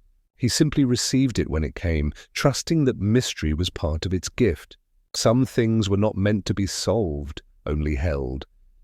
And so the song became a companion to his journey, a reminder of how far he had come and how much further there was still to go. It did not urge him forward or hold him back. It simply walked with him, like a friend who asked for nothing except to be heard. On nights when sleep was slow to arrive, he would lie awake and hum the tune, letting its rhythm match the beating of his heart. Slowly, inevitably, his body would soften, his mind would drift, and he would sink into dreams carried on the current of that ancient melody. And in those dreams, he often found himself as a child again, standing at the edge of the sea, listening to waves that spoke in lullabies. The stars shone above, patient and kind, as if they too remembered the song. The lullaby did not belong to him, nor to his beloved, nor even to his time. It belonged to something greater, something eternal. But for now it lived in his voice, in his heart, in his days. It lived in the way he held those he loved, in the way he forgave, in the way he rested. It was not only a melody, but a way of being, a gentle reminder that life itself was a song, and each breath, each moment was part of its music. And with that he understood he had not found the lullaby. The lullaby had found him. There are memories that weigh more gently than others, and yet they press on the heart in ways that never fully fade. He found himself living more often in that space between present and past, where one moment could hold both laughter and ache. The lullaby still followed him, soft and patient, but now it seemed to echo against the walls of memory, stirring fragments he had not visited in years. He would see his childhood home in his mind, not as it had truly been, but as it lived inside him, warmer, quieter, touched with the glow of imagination. He would remember the way light spilled across the floorboards in late afternoon, the way shadows lengthened like gentle fingers, the way silence hummed with the possibility of voices. Those small moments returned not as pictures, but as sensations, the smell of earth after rain, the faint creak of doors, the weight of loneliness carried quietly, but not resented. They rose in him like tides, and he realized they had never gone away. Sometimes he felt these memories as blessings, small lanterns guiding him through the present, but sometimes they came with a heaviness, as though asking him to account for what had been lost along the way. He thought of people no longer near, faces that had drifted into distance, voices that had grown faint with time. Love had taught him presence, but memory reminded him that presence was fragile. The ones we hold closest are always moving, always changing, always one breath away from becoming a memory themselves. There was a night when he lay awake beside his beloved, listening to their breathing, and he was suddenly overcome by the thought of absence. It was not despair, only an ache, like a stone sitting quietly in the chest. He wondered what it meant to carry love in a world where time was always pulling things away. He turned slightly, watching the gentle rise and fall of their chest, the way their hand rested near his own, and in that moment the ache softened. Absence might come, but tonight there was presence. Tonight was enough. He thought often of his father during these nights of reflection. A man imperfect, awkward, sometimes distant, and yet there had been moments of unshakable tenderness too. He remembered once, long ago, when his father had fallen asleep in a chair. A blanket half slipped from his lap.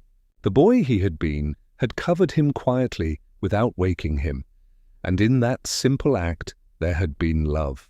Not the kind that needed words, not the kind that demanded perfection, but the kind that grew in small gestures.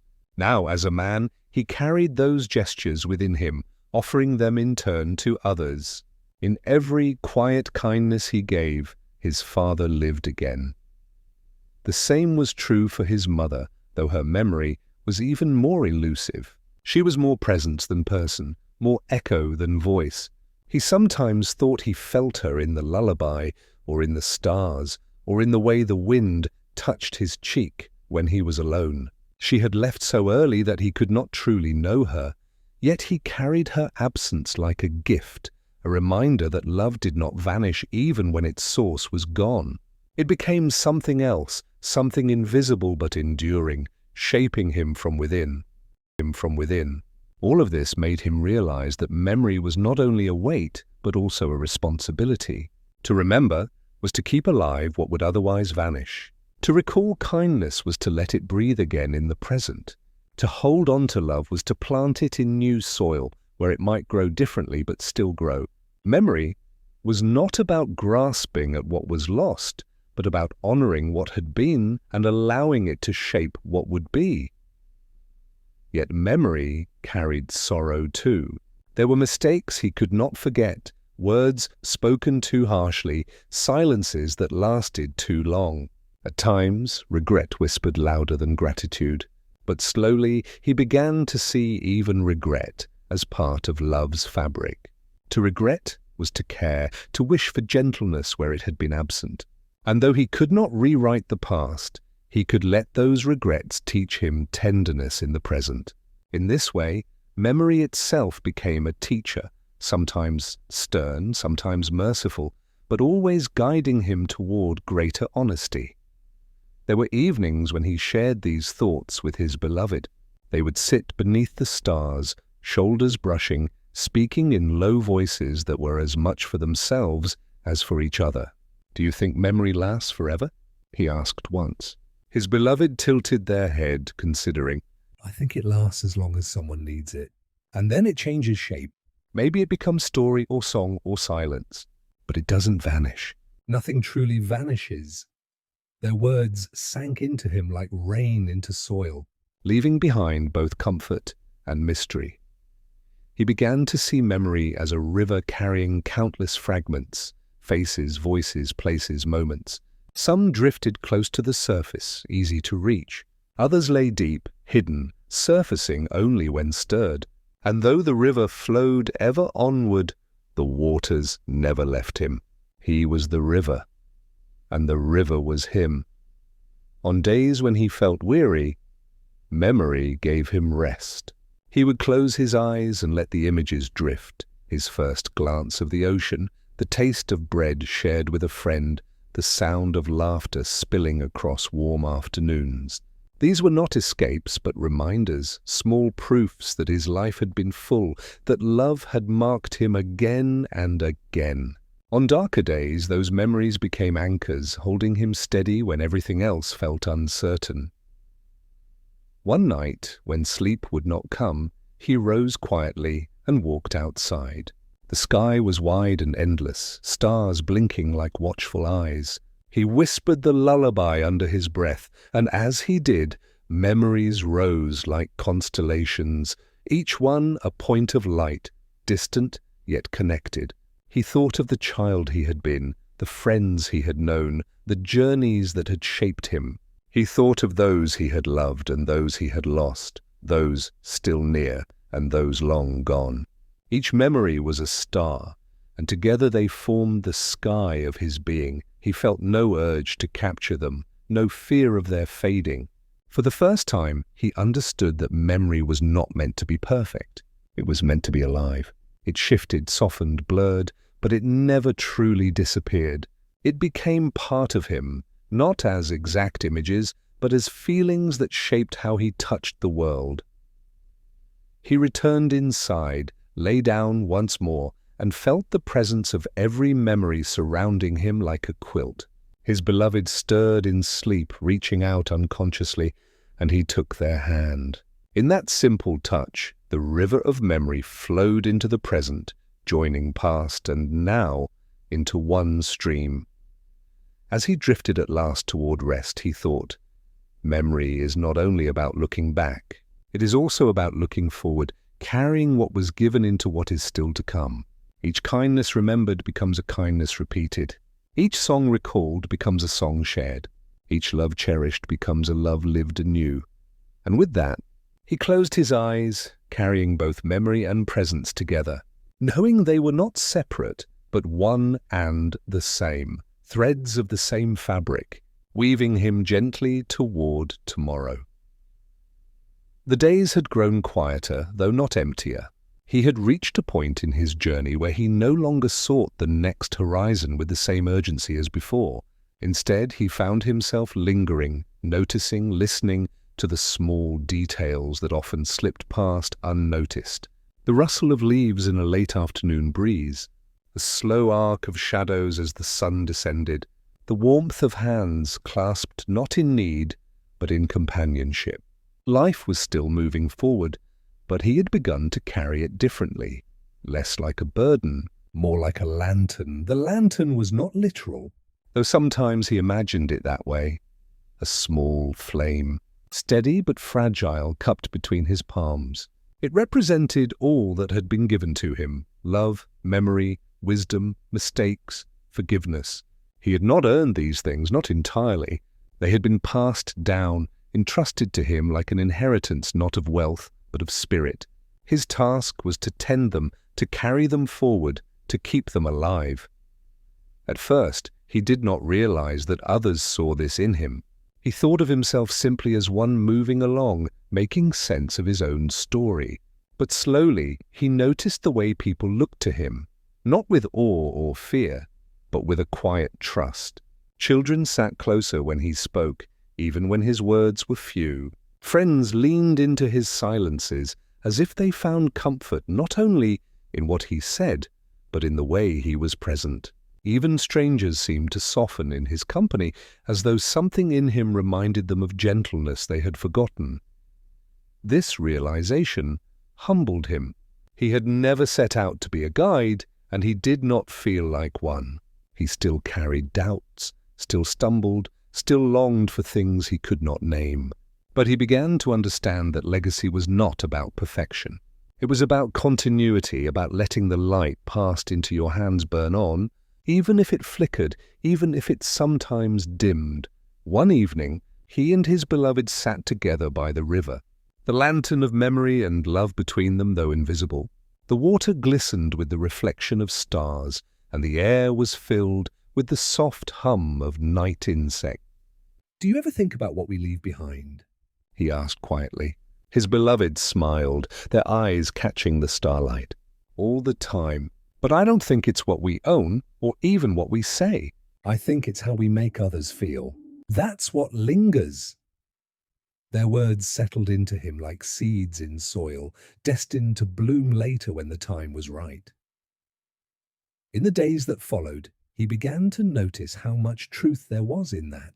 He could not recall every word spoken to him throughout his life, but he could remember how each person had made him feel. The the warmth of his father's awkward love, the distant but radiant presence of his mother, the way a friend's laughter had lifted him in darker days. These feelings lived on long after the words and details had faded. Perhaps this was the real lantern, the emotional imprint left behind, glowing quietly in others. He tried to live more consciously in this way, not to perform, not to impress, but simply to embody kindness in small gestures, to listen without rushing, to forgive without being asked, to share food, time, silence, to sing the lullaby not only as sound but as presence. It was not always easy. Some days he felt heavy, distracted, weary, but even then he found that gentleness was a choice he could return to, and each time he did, the lantern seemed to grow brighter. There were moments when he wondered if this was enough. Was carrying love and memory truly a legacy? He thought of great deeds, of histories marked by bold actions. He had not built monuments or written volumes or led armies. His path had been quieter. But then he remembered the way a child's eyes softened as he hummed the old tune, the way his beloved's hand found his in the dark, the way a stranger once smiled through tears after hearing a kind word. These were not small things. They were everything. Once, while walking through a marketplace, he overheard an elder speaking to a group of children. The smallest flame can light many candles, they said, and once lit, those candles carry the flame further still. He paused, listening, and realized with a shiver that this was what he had been learning all along. He was not the source of the flame. He was only its bearer for a time, and in bearing it, he gave others the chance to carry it forward too. That night, he dreamed of a long procession of people, each holding a lantern. The line stretched into the distance, so far that he could not see its beginning or its end. Some lanterns were bright, some dim, some nearly extinguished, but all were still alight. He walked among them carrying his own. At times he passed his flame to someone else, at times another passed theirs to him. The dream carried no urgency, no fear, only a steady rhythm of giving and receiving. He woke with tears on his face, not from sadness but from recognition. The dream had shown him what words could not. That legacy was not an individual burden, but a shared journey. As days turned into seasons, he carried this understanding with growing peace. His beloved walked with him, sometimes ahead, sometimes behind, but always near. Together they created a rhythm of living that was less about striving and more about tending love, tending memory, tending presence. They were not without struggles, but even those became part of the flame they carried, proof that light did not need the absence of darkness to shine. One evening, as they sat by the fire, his beloved asked, "What do you hope people will remember about you?" He thought for a long time before answering. "I hope they remember that I listened, that I made space for them, that I loved them as they were." His beloved nodded, their smile soft and full. "Then you've already given that." He realized then that legacy was not something to be built in the future. It was something woven moment by moment in the present. Every gesture, every silence, every act of love was part of it. He did not need to know how long it would last or how far it would reach. It was enough to tend the flame now, trusting it would find its way where it needed to go. Later that night, as he drifted into sleep, he thought of the boy he had once been, the boy who had gazed at the stars, longing for answers. He wished he could whisper to that boy, "You are part of something that will outlive you. You are carrying a light you cannot see yet, but one day you will know its warmth." He smiled, knowing that in some way the boy had already heard it. Perhaps the stars had carried the message backward, the same way the lullaby had carried itself forward. And so, with lantern in hand, with love at his side, with memory in his heart, he continued walking gently, steadily, quietly, not toward an ending, but toward the unfolding of all that had been entrusted to him. The mornings had begun to feel like gifts he unwrapped slowly, one breath at a time. Light spilled into the room in soft pools, settling over familiar things, the edge of the table, the curve of a chair, the way the curtains swayed with the gentlest of breezes. Each day seemed simpler, quieter, and yet infinitely richer. He noticed more, the curve of a leaf, the shimmer of dew, the scent of bread baking somewhere nearby. Life, he realized, was never about grand gestures alone, but about noticing the way small things could bloom quietly into wonder. He and his beloved had settled into a rhythm of shared silence and soft companionship. Sometimes they spoke at length, sharing thoughts that had grown and shifted over years. Sometimes they did not speak at all, letting the presence of each other fill the spaces where words might otherwise falter. In this, he felt a new depth of love, not one that demanded intensity, but one that thrived in the gentle constancy of being. There was a comfort in the mundane, a reassurance in routine that he had not expected to find so fulfilling. One afternoon, he wandered through the old fields near the edge of town, the wind carrying the faint scent of late summer flowers. He watched the way sunlight touched the grass, how shadows stretched and contracted, how the world seemed to breathe in its own quiet rhythm. It was a familiar feeling, the kind that had always visited him when he was alone as a boy, yet now it was infused with companionship. Though no one walked beside him at that moment, he felt the presence of all who had shaped him, parents, friends, teachers, and even the small creatures of the land who had crossed his path unnoticed. Each left a mark, a small echo that became part of the landscape of his soul. Memory, he realized, was never a fixed place. It moved as fluid as the rivers he loved to watch, carrying fragments of people, voices, songs, and light. Some memories arrived unexpectedly, brushing against him in moments of quiet. Others he sought intentionally, letting them wash over him in the warmth of recall.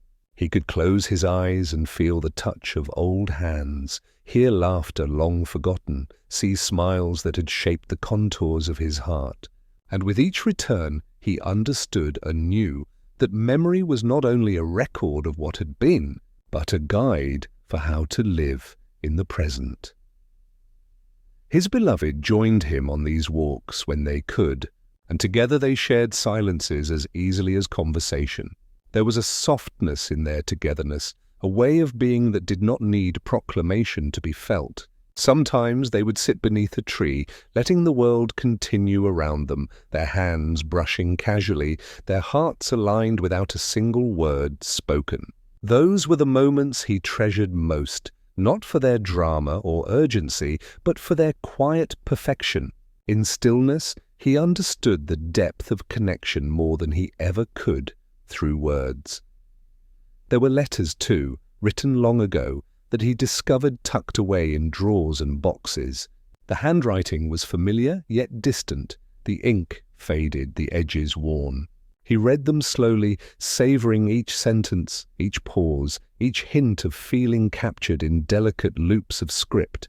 The letters were ordinary in appearance but extraordinary in effect, carrying him into moments he had lived and forgotten, reminding him that love and care had always been present. Even when he did not recognize it, sometimes he read the letters aloud to his beloved. They would sit together, the sun filtering through the windows, and he would voice the words that had once belonged to another time. His beloved listened, sometimes laughing softly, sometimes closing their eyes and nodding, as if to honor the weight of memory. And in those readings, memory became a bridge across time, a gentle tether to all who had touched his life. It was a reminder that love was cumulative, not fleeting, and that even small acts of care could echo through years, shaping lives quietly but irrevocably. He also began to understand the importance of letting go, not in a dramatic or painful way, but in the simple, steady acceptance of what could not be held. Some people were meant to drift away. Some moments were meant to end. And yet, rather than diminish, life expanded to accommodate absence, teaching him that loss did not erase love. On the contrary, it made the love that remained more precious, more luminous, like a candle that burns brighter in darkness. Evenings were his favorite. The world settled into a hush, and he and his beloved would sit together, watching the first stars emerge. Sometimes they spoke of dreams, small hopes, lingering wishes, quiet imaginings. Sometimes they spoke of the past, of journeys that had shaped them, of mistakes and triumphs alike. And sometimes they did not speak at all, letting the night wrap around them, letting the rhythm of their hearts speak for them both.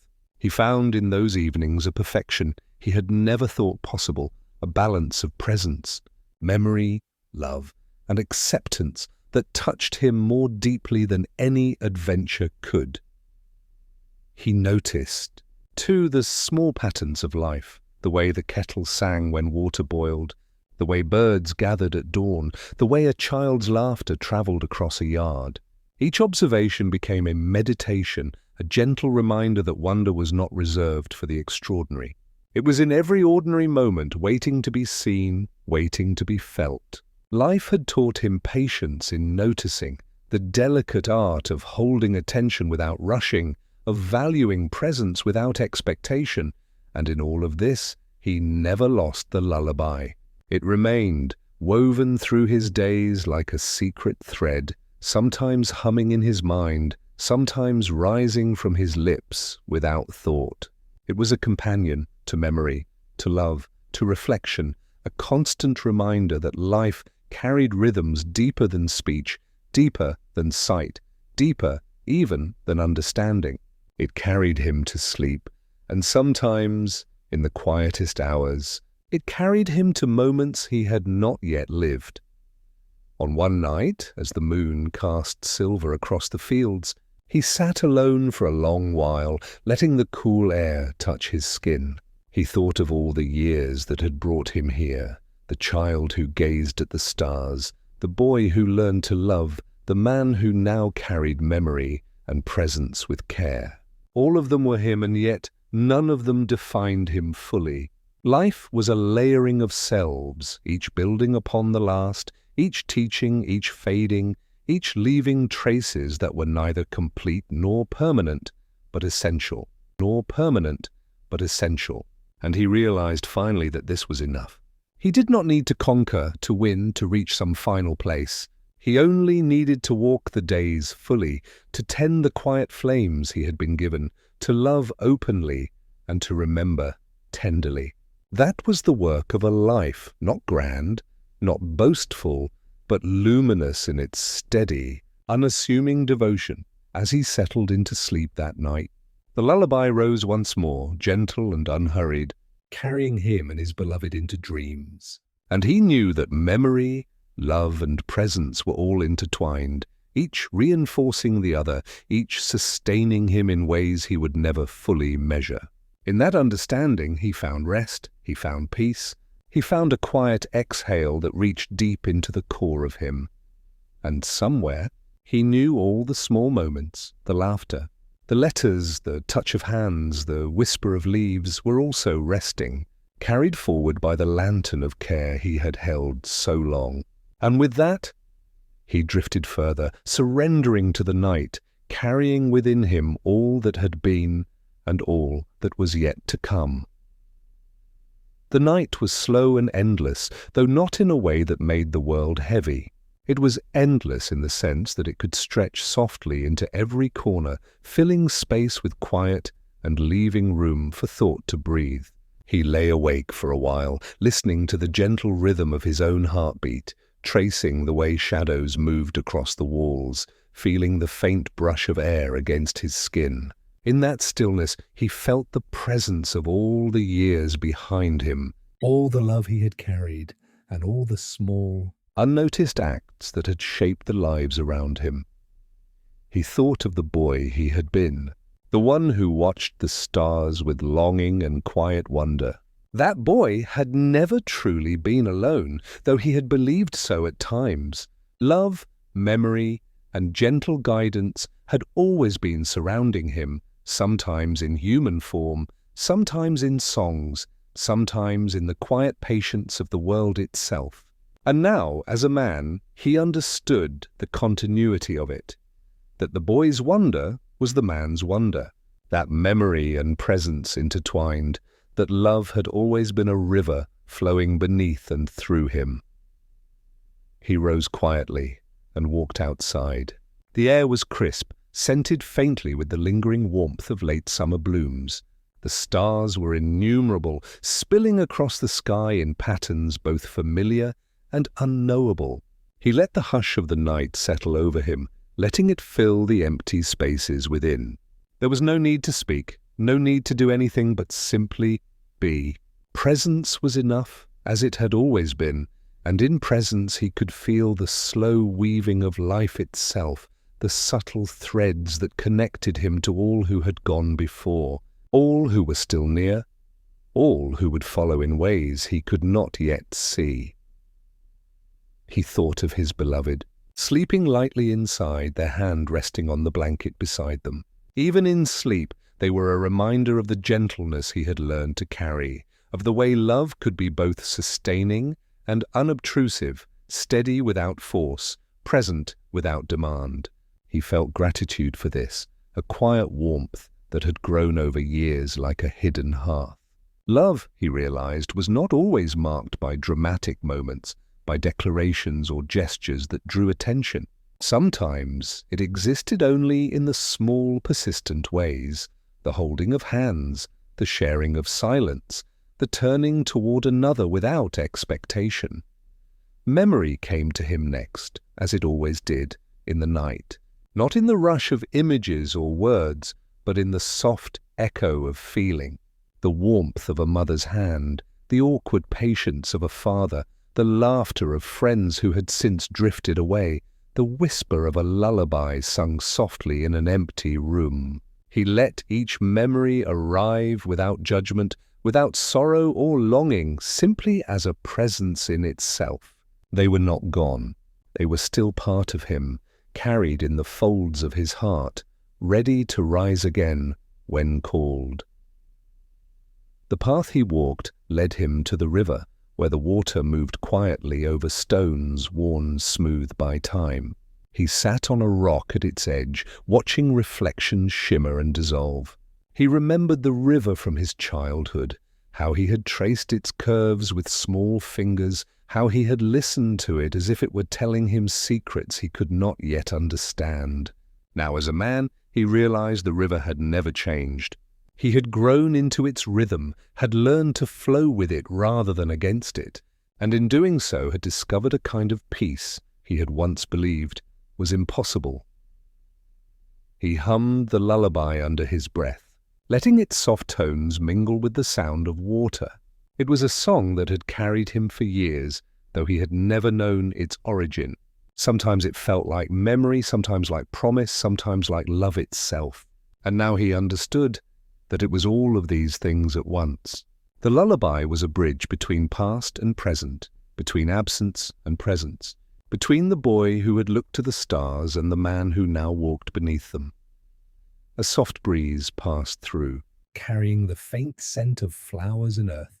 He closed his eyes and felt the world settle around him, holding him without asking, cradling him without demand. In that stillness, he understood something profound. Life did not always need explanation. It did not need narrative or logic. It only needed attention, presence, and the gentle tending of what was within one's hands and heart. He had learned to tend well. He rose and returned to the quiet house, stepping over familiar thresholds, feeling the comfort of each floorboard, each familiar object, each subtle echo of past days. His beloved stirred slightly but did not wake, and he smiled softly, remembering all the small ways love had manifested over the years. Not in grand declarations, but in meals shared, laughter in the rain, whispered songs in dark rooms, fingers brushing without reason, and the steady rhythm of companionship that asked nothing more than mutual presence. As he lay down again, he thought of the stars, the river, the lullaby, the lantern of love and memory he had carried so carefully. They were not symbols. They were living things, part of him, part of the world, part of the fabric of being itself.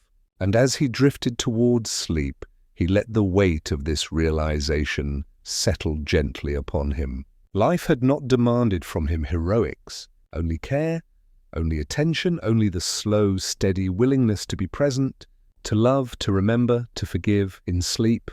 He dreamed not of adventures or triumphs, but of quiet constellations of people and places, memories and acts of kindness arranged like stars in a sky that stretched infinitely. He saw himself walking among them, hands full of small flames, placing them carefully in the hands of others. Some flames glimmered and faded, some blazed steadily, but all carried warmth, all carried presence, all carried life. And he realized that this was the truest form of legacy, the deepest form of heroism, tending the light quietly, giving it freely, and trusting it would continue on its own path. When he awoke in the early morning, he felt a gentle exhale pass through him, as if the night itself had released its breath. The world was waking slowly, not demanding, not rushing, only moving with its own rhythm. And he too moved with it, carrying the quiet wisdom he had gathered over years. That love was patient, that memory was a gift, that presence was a gift, and that life itself was a song best hummed softly, tenderly.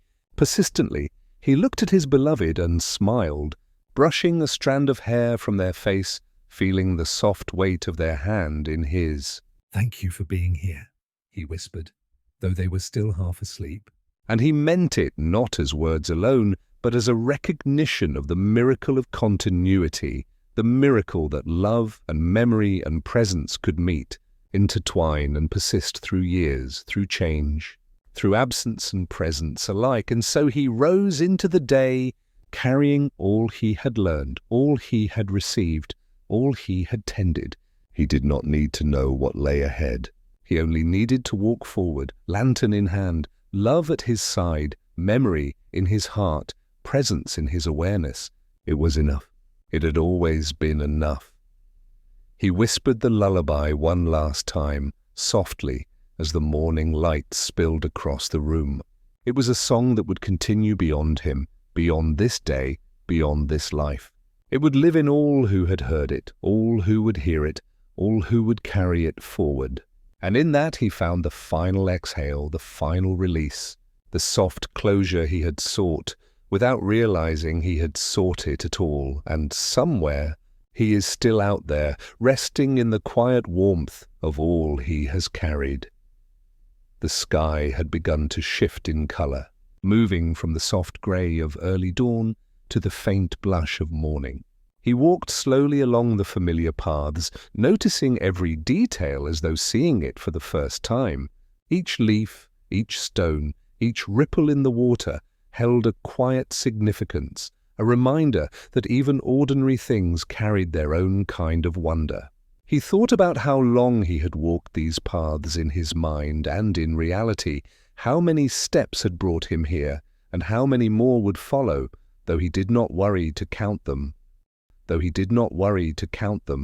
He felt a gentle patience growing inside him, the kind that comes only after years of listening, of noticing, of tending the small fires of love and memory. Life had taught him the beauty of slow observation, the depth found in quiet companionship, the wisdom of letting things unfold in their own time.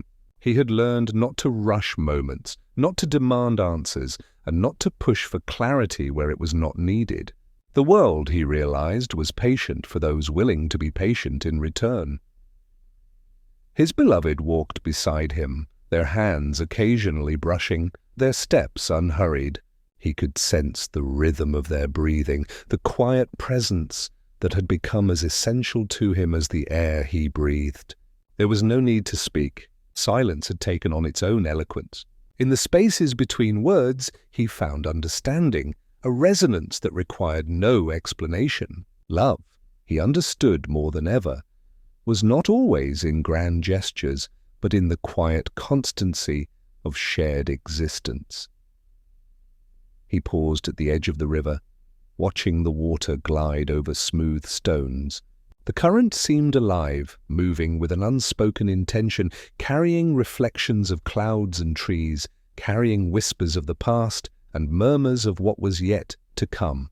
He imagined the river as a mirror of life itself, always flowing, always changing, never the same for even a single instant, yet always present, always giving, always carrying.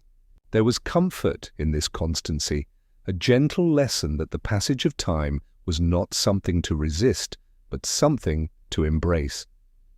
The memory of his childhood came to him as he stood there, clear and vivid. He saw himself as a small boy, sitting at the water's edge, tracing patterns in the mud, listening to the birds, watching the light shift across the surface of the river. Even then he had known, in a way that only children can, that there was something larger at play, something he could not yet name. That sense of wonder had never left him. It had simply grown, layered over with understanding, patience, and the capacity to carry love more deliberately. He hummed the lullaby softly, letting it rise and fall with the rhythm of the current. It was a song that had traveled with him through decades, through quiet nights and busy days, through moments of doubt and moments of tenderness. The melody carried memory and presence in equal measure, a bridge between what had been and what would come. And as he hummed, he felt the echo of countless small acts of love surrounding him, friends who had comforted him, strangers who had smiled at him, parents who had given what they could. The lullaby was no longer his alone. It belonged to the web of lives that had touched him and would touch others in turn. He thought of those who were no longer near, those whose absence still lingered in soft, tender ways. He did not allow sorrow to overwhelm him. Instead, he honored them quietly, remembering the way they had shaped him. Love, he understood, was not constrained by presence. It could persist beyond absence, manifesting in memory, in actions, in gestures both small and profound. The feeling of connection was not dependent on proximity, and he had learned to carry that understanding gently, without clinging or fear. His beloved nudged him lightly, pointing toward a heron standing at the water's edge. They watched together, breathing in unison, sharing the stillness. The heron lifted its wings slowly, a deliberate movement, and launched into the sky. Its flight was simple, unhurried, and yet full of grace. He felt a soft recognition in the motion, the elegance of moving through life without rush, the beauty of presence itself. The heron became, in that moment, a quiet teacher, reminding him that even in ordinary acts there is rhythm, intention, and wonder. They continued along the path, passing through fields dappled with morning light. The breeze carried the faint scent of flowers, of grass, of earth warmed by the sun. Each step was deliberate, mindful, a small meditation in motion. He noticed a child chasing a butterfly, a dog wandering lazily through the grass, the distant hum of a morning bird. Life, he thought, is full of these small moments, each one a jewel if only we notice. Presence, observation, gentle attention. These were the gifts he had cultivated over years, the lessons he had learned without realizing they were lessons at all. At the top of a small hill, they paused, looking down at the town nestled below, quiet and unassuming. From here, he could see roofs and streets, gardens and trees, all bathed in the soft light of early day. He imagined the countless lives unfolding there, each person carrying their own memories, their own acts of love, their own quiet wisdom, and he realized with a gentle awe that everyone was a part of the same flow, the same river of existence. He was connected not only to the people he knew, but to all the small stories that wove together the fabric of the world. He hummed the lullaby again, softly, almost without thought, letting it rise and fall with the cadence of the morning breeze. His beloved joined in, and together their voices mingled with the sound of leaves, the river, and the distant stirrings of life. It was not a performance, not a declaration, not an offering. It was simply presence, a shared rhythm that bound them to each other and to everything around them. And in that he felt a profound peace, the kind that comes when one has finally learned the simplicity of being fully awake to life while still embracing the quiet of the moment. Evening would come again, as it always did, but for now the world was soft, tender, alive. He knew the days ahead would hold challenges, as all days do, but he also knew that he had cultivated the tools to meet them: presence, patience, love, and memory. These were not burdens.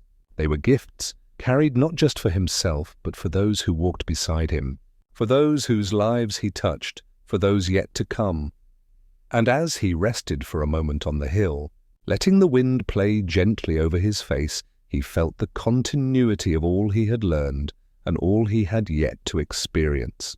Life was not measured in triumphs or victories, but in the quiet persistence of attention, care, and love.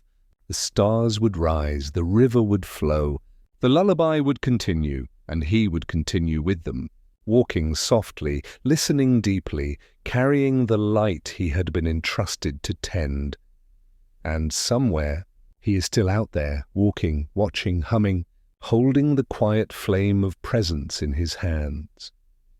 The evening sky had softened to a gentle lavender, a color that seemed neither day nor night, but the quiet space in between where the world held its breath. He sat on the porch, feet resting lightly on the warm wood, listening to the faint rustle of leaves stirred by a slow, tender wind. Each sound, each motion, was a reminder of life's subtleties, the quiet ways the world continued around him, carrying stories, memories, and small, unnoticed miracles. He felt them all lightly, without clinging, letting them settle into him like a gentle tide. His beloved was beside him, leaning slightly against his shoulder, eyes half closed, breathing in rhythm with him. Words were unnecessary here. Presence alone spoke volumes. Over the years, he had come to understand that companionship was not always about speaking or doing, but about sharing the same quiet space, observing the same small details, feeling the same pulse of life. And in that he found a depth of love he had not anticipated, a serenity that could not be rushed or forced. The air smelled faintly of earth and the last blooms of summer, and he imagined the world as a tapestry of small, interconnected moments, each one carrying its own beauty and purpose. Even the simplest gestures, watering a plant, touching a hand, humming a melody, were threads that bound him to the larger whole. He realized that these small acts, repeated gently over time, were the truest form of heroism, the courage to persist in care, the bravery to love quietly, the willingness to be present even when the world demanded haste or distraction. He let his mind drift to memory, as it often did at this hour. Faces and voices rose, some clear, some blurred, all significant. There was the boy he had been, wide-eyed and uncertain, learning the first lessons of empathy and wonder. There were friends who had carried him through difficult moments with laughter and quiet reassurance. There were parents, imperfect yet steadfast, whose love had been present in ways subtle but enduring. Even those he had lost lingered in the spaces of memory, not as absence, but as threads woven into the tapestry of who he had become. He hummed the lullaby softly, letting it rise with the evening breeze. It was the same melody that had traveled with him through all the years, a companion to memory, to love, and to quiet reflection. The notes seemed to stretch across time, connecting past and present, boy and man, loss and joy, presence and absence. And as he hummed, he felt the gentle reassurance that the world was larger than himself, yet intimately tied to every small act of care he could offer. The wind shifted, and he imagined it carrying whispers of all those who had walked before him, whose lives had intersected with his in ways both obvious and unseen. Each had left traces, small but lasting, in the way he moved through the world, the way he carried love, the way he tended presence. He realized that he too had left traces, quiet echoes of kindness, of listening, of gentle understanding, and that thought brought him a soft warmth, not pride, but a serene acknowledgement that life's impact was subtle, patient, and cumulative. He thought of legacy, not the grandeur of monuments or stories sung aloud, but the quiet, living continuation of care. Memory, love, attention, and presence were the real inheritance, and he had come to understand that passing these along was the deepest fulfillment. The lantern he carried, once a fragile flame, now glowed steadily, not because it was perfect or bright, but because it had endured. He could not know where it would go, who would touch it, or how it would transform, but that was not his burden. It was simply his to tend while he could, and in that tending he found purpose. He rose slowly and walked toward the river, the water shimmering faintly in the twilight. The reflection of stars, the subtle pulse of current, and the whisper of wind over ripples reminded him once again that life moved both gently and persistently. The river had been a companion since childhood, a teacher in its own quiet way. He now understood it as a mirror of his own journey, flowing, changing, reflecting, and carrying fragments of everything it had touched. To witness it was to witness both constancy and transformation, and both were essential. He thought about all the nights he had spent awake, listening to the hum of the world, the gentle rhythm of another breathing beside him, the lullaby threading through his days. Those nights had taught him patience, reflection, and the value of small gestures. Each night, each moment of quiet had been a lesson in presence and love.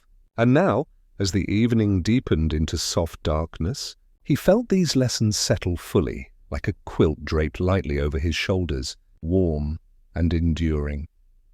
He remembered the moments of doubt and fear too, not with regret, but with acceptance. Each had taught him resilience, gentleness, and the importance of forgiving oneself. Mistakes had not erased love or presence. They had reinforced the need to move forward with care, and in embracing both light and shadow, he realized that life was a dance of opposites, each necessary, each shaping him, each leaving its mark. The rhythm of this dance was steady and patient, just as he had learned to be.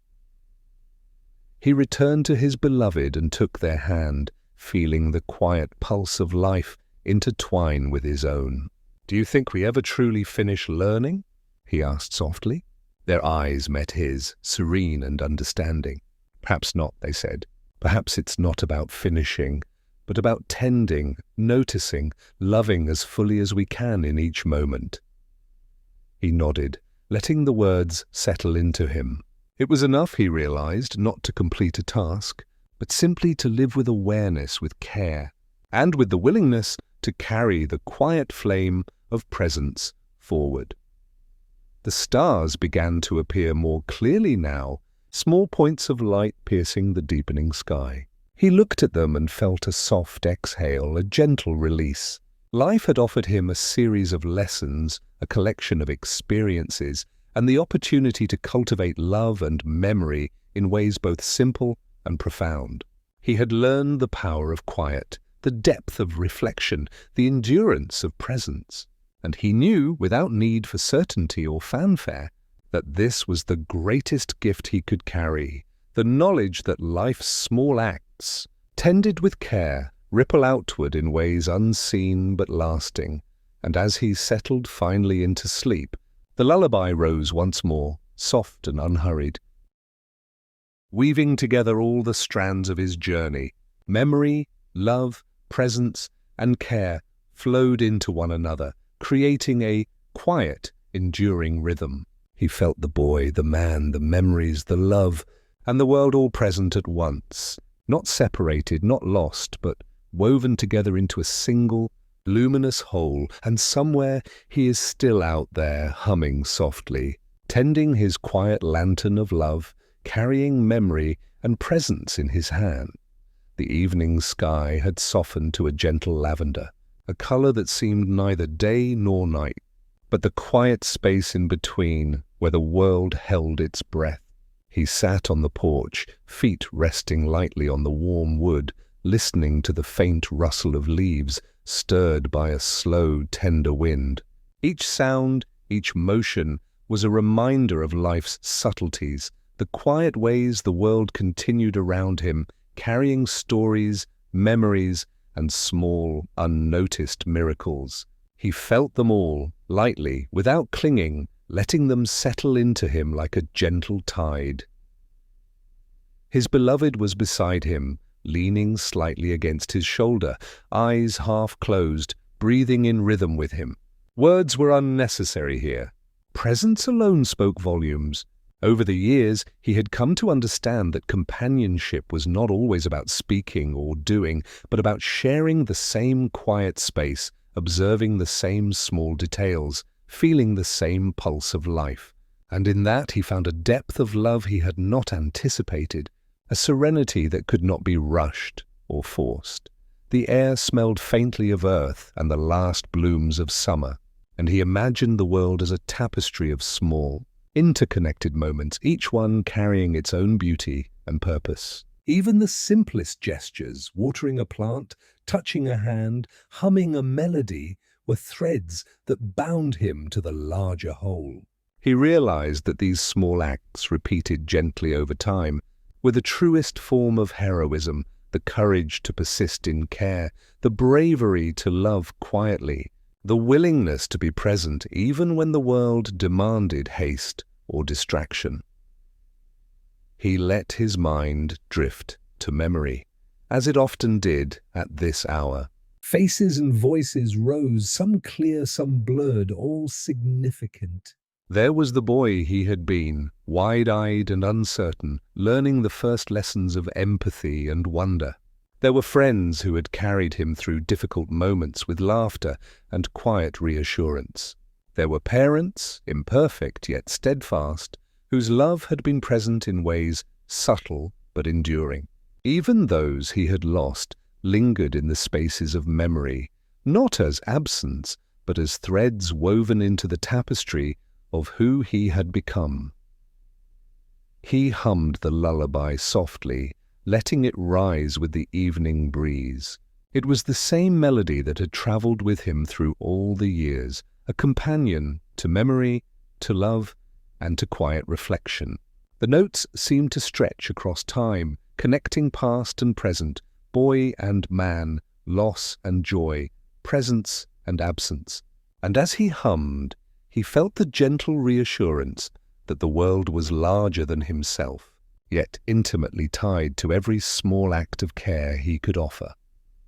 The wind shifted, and he imagined it carrying whispers of all those who had walked before him, whose lives had intersected with his in ways both obvious and unseen.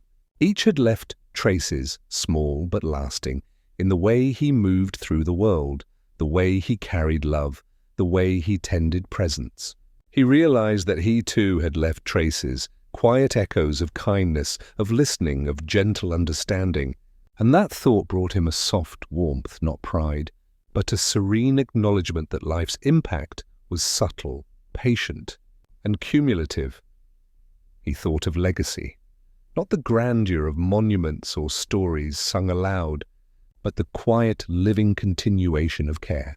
Memory, love, attention, and presence were the real inheritance, and he had come to understand that passing these along was the deepest fulfillment. The lantern he carried, once a fragile flame, now glowed steadily, not because it was perfect or bright, but because it had endured. He could not know where it would go, who would touch it, or how it would transform, but that was not his burden. It was simply his to tend while he could, and in that tending he found purpose.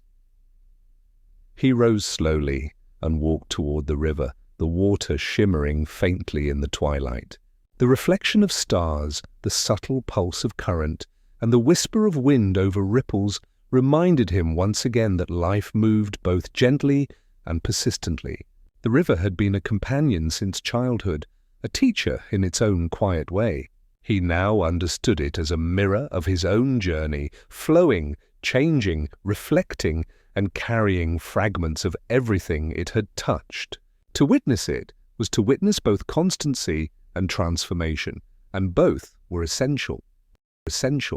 He thought about all the nights he had spent awake, listening to the hum of the world, the gentle rhythm of another breathing beside him, the lullaby threading through his days. Those nights had taught him patience, reflection, and the value of small gestures. Each night, each moment of quiet had been a lesson in presence and love. And now, as the evening deepened into soft darkness, he felt these lessons settle fully like a quilt draped lightly over his shoulders, warm and enduring. He remembered the moments of doubt and fear too, not with regret, but with acceptance. Each had taught him resilience, gentleness, and the importance of forgiving oneself. Mistakes had not erased love or presence. They had reinforced the need to move forward with care. And in embracing both light and shadow, he realized that life was a dance of opposites, each necessary, each shaping him, each leaving its mark. The rhythm of this dance was steady and patient, just as he had learned to be. He returned to his beloved and took their hand, feeling the quiet pulse of life intertwine with his own. Do you think we ever truly finish learning? He asked softly. Their eyes met his, serene and understanding. Perhaps not, they said. Perhaps it's not about finishing, but about tending, noticing, loving as fully as we can in each moment. He nodded, letting the words settle into him. It was enough, he realized, not to complete a task, but simply to live with awareness, with care, and with the willingness to carry the quiet flame of presence forward. The stars began to appear more clearly now, small points of light piercing the deepening sky. He looked at them and felt a soft exhale, a gentle release. Life had offered him a series of lessons, a collection of experiences, and the opportunity to cultivate love and memory in ways both simple and profound. He had learned the power of quiet, the depth of reflection, the endurance of presence. And he knew, without need for certainty or fanfare, that this was the greatest gift he could carry, the knowledge that life's small acts, tended with care, ripple outward in ways unseen but lasting. And as he settled finally into sleep, the lullaby rose once more, soft and unhurried, weaving together all the strands of his journey. Memory, love, presence, and care flowed into one another, creating a quiet, enduring rhythm. He felt the boy, the man, the memories, the love, and the world all present at once, not separated, not lost, but woven together into a single, luminous whole. And somewhere he is still out there, humming softly, tending his quiet lantern of love, carrying memory and presence in his hands. And so, our journey together comes to a soft pause. We've walked through quiet mornings, gentle rivers, starlit nights, and the tender rhythm of love, memory, and presence. You've wandered with him through childhood wonder, embraced the lessons of growth, and witnessed the quiet heroism of simple acts, kindness, listening, care. Every chapter was a small lantern, each carrying warmth that lingers beyond the page, reminding us that even the simplest moments leave echoes in our hearts. As you rest, let the lullaby of memory and love continue softly in your mind. Remember that life's quiet gestures matter, that presence is a gift, and that even in stillness, you are connected to the unfolding rhythm of the world. Let go of urgency. Let go of worry. Breathe in the calm. You are safe. You are loved. And the light you carry within, however small, is enough to illuminate the darkness, even if only softly. Thank you for spending this time with us. Sleep well. Everything's gonna be okay, man. Okay, man.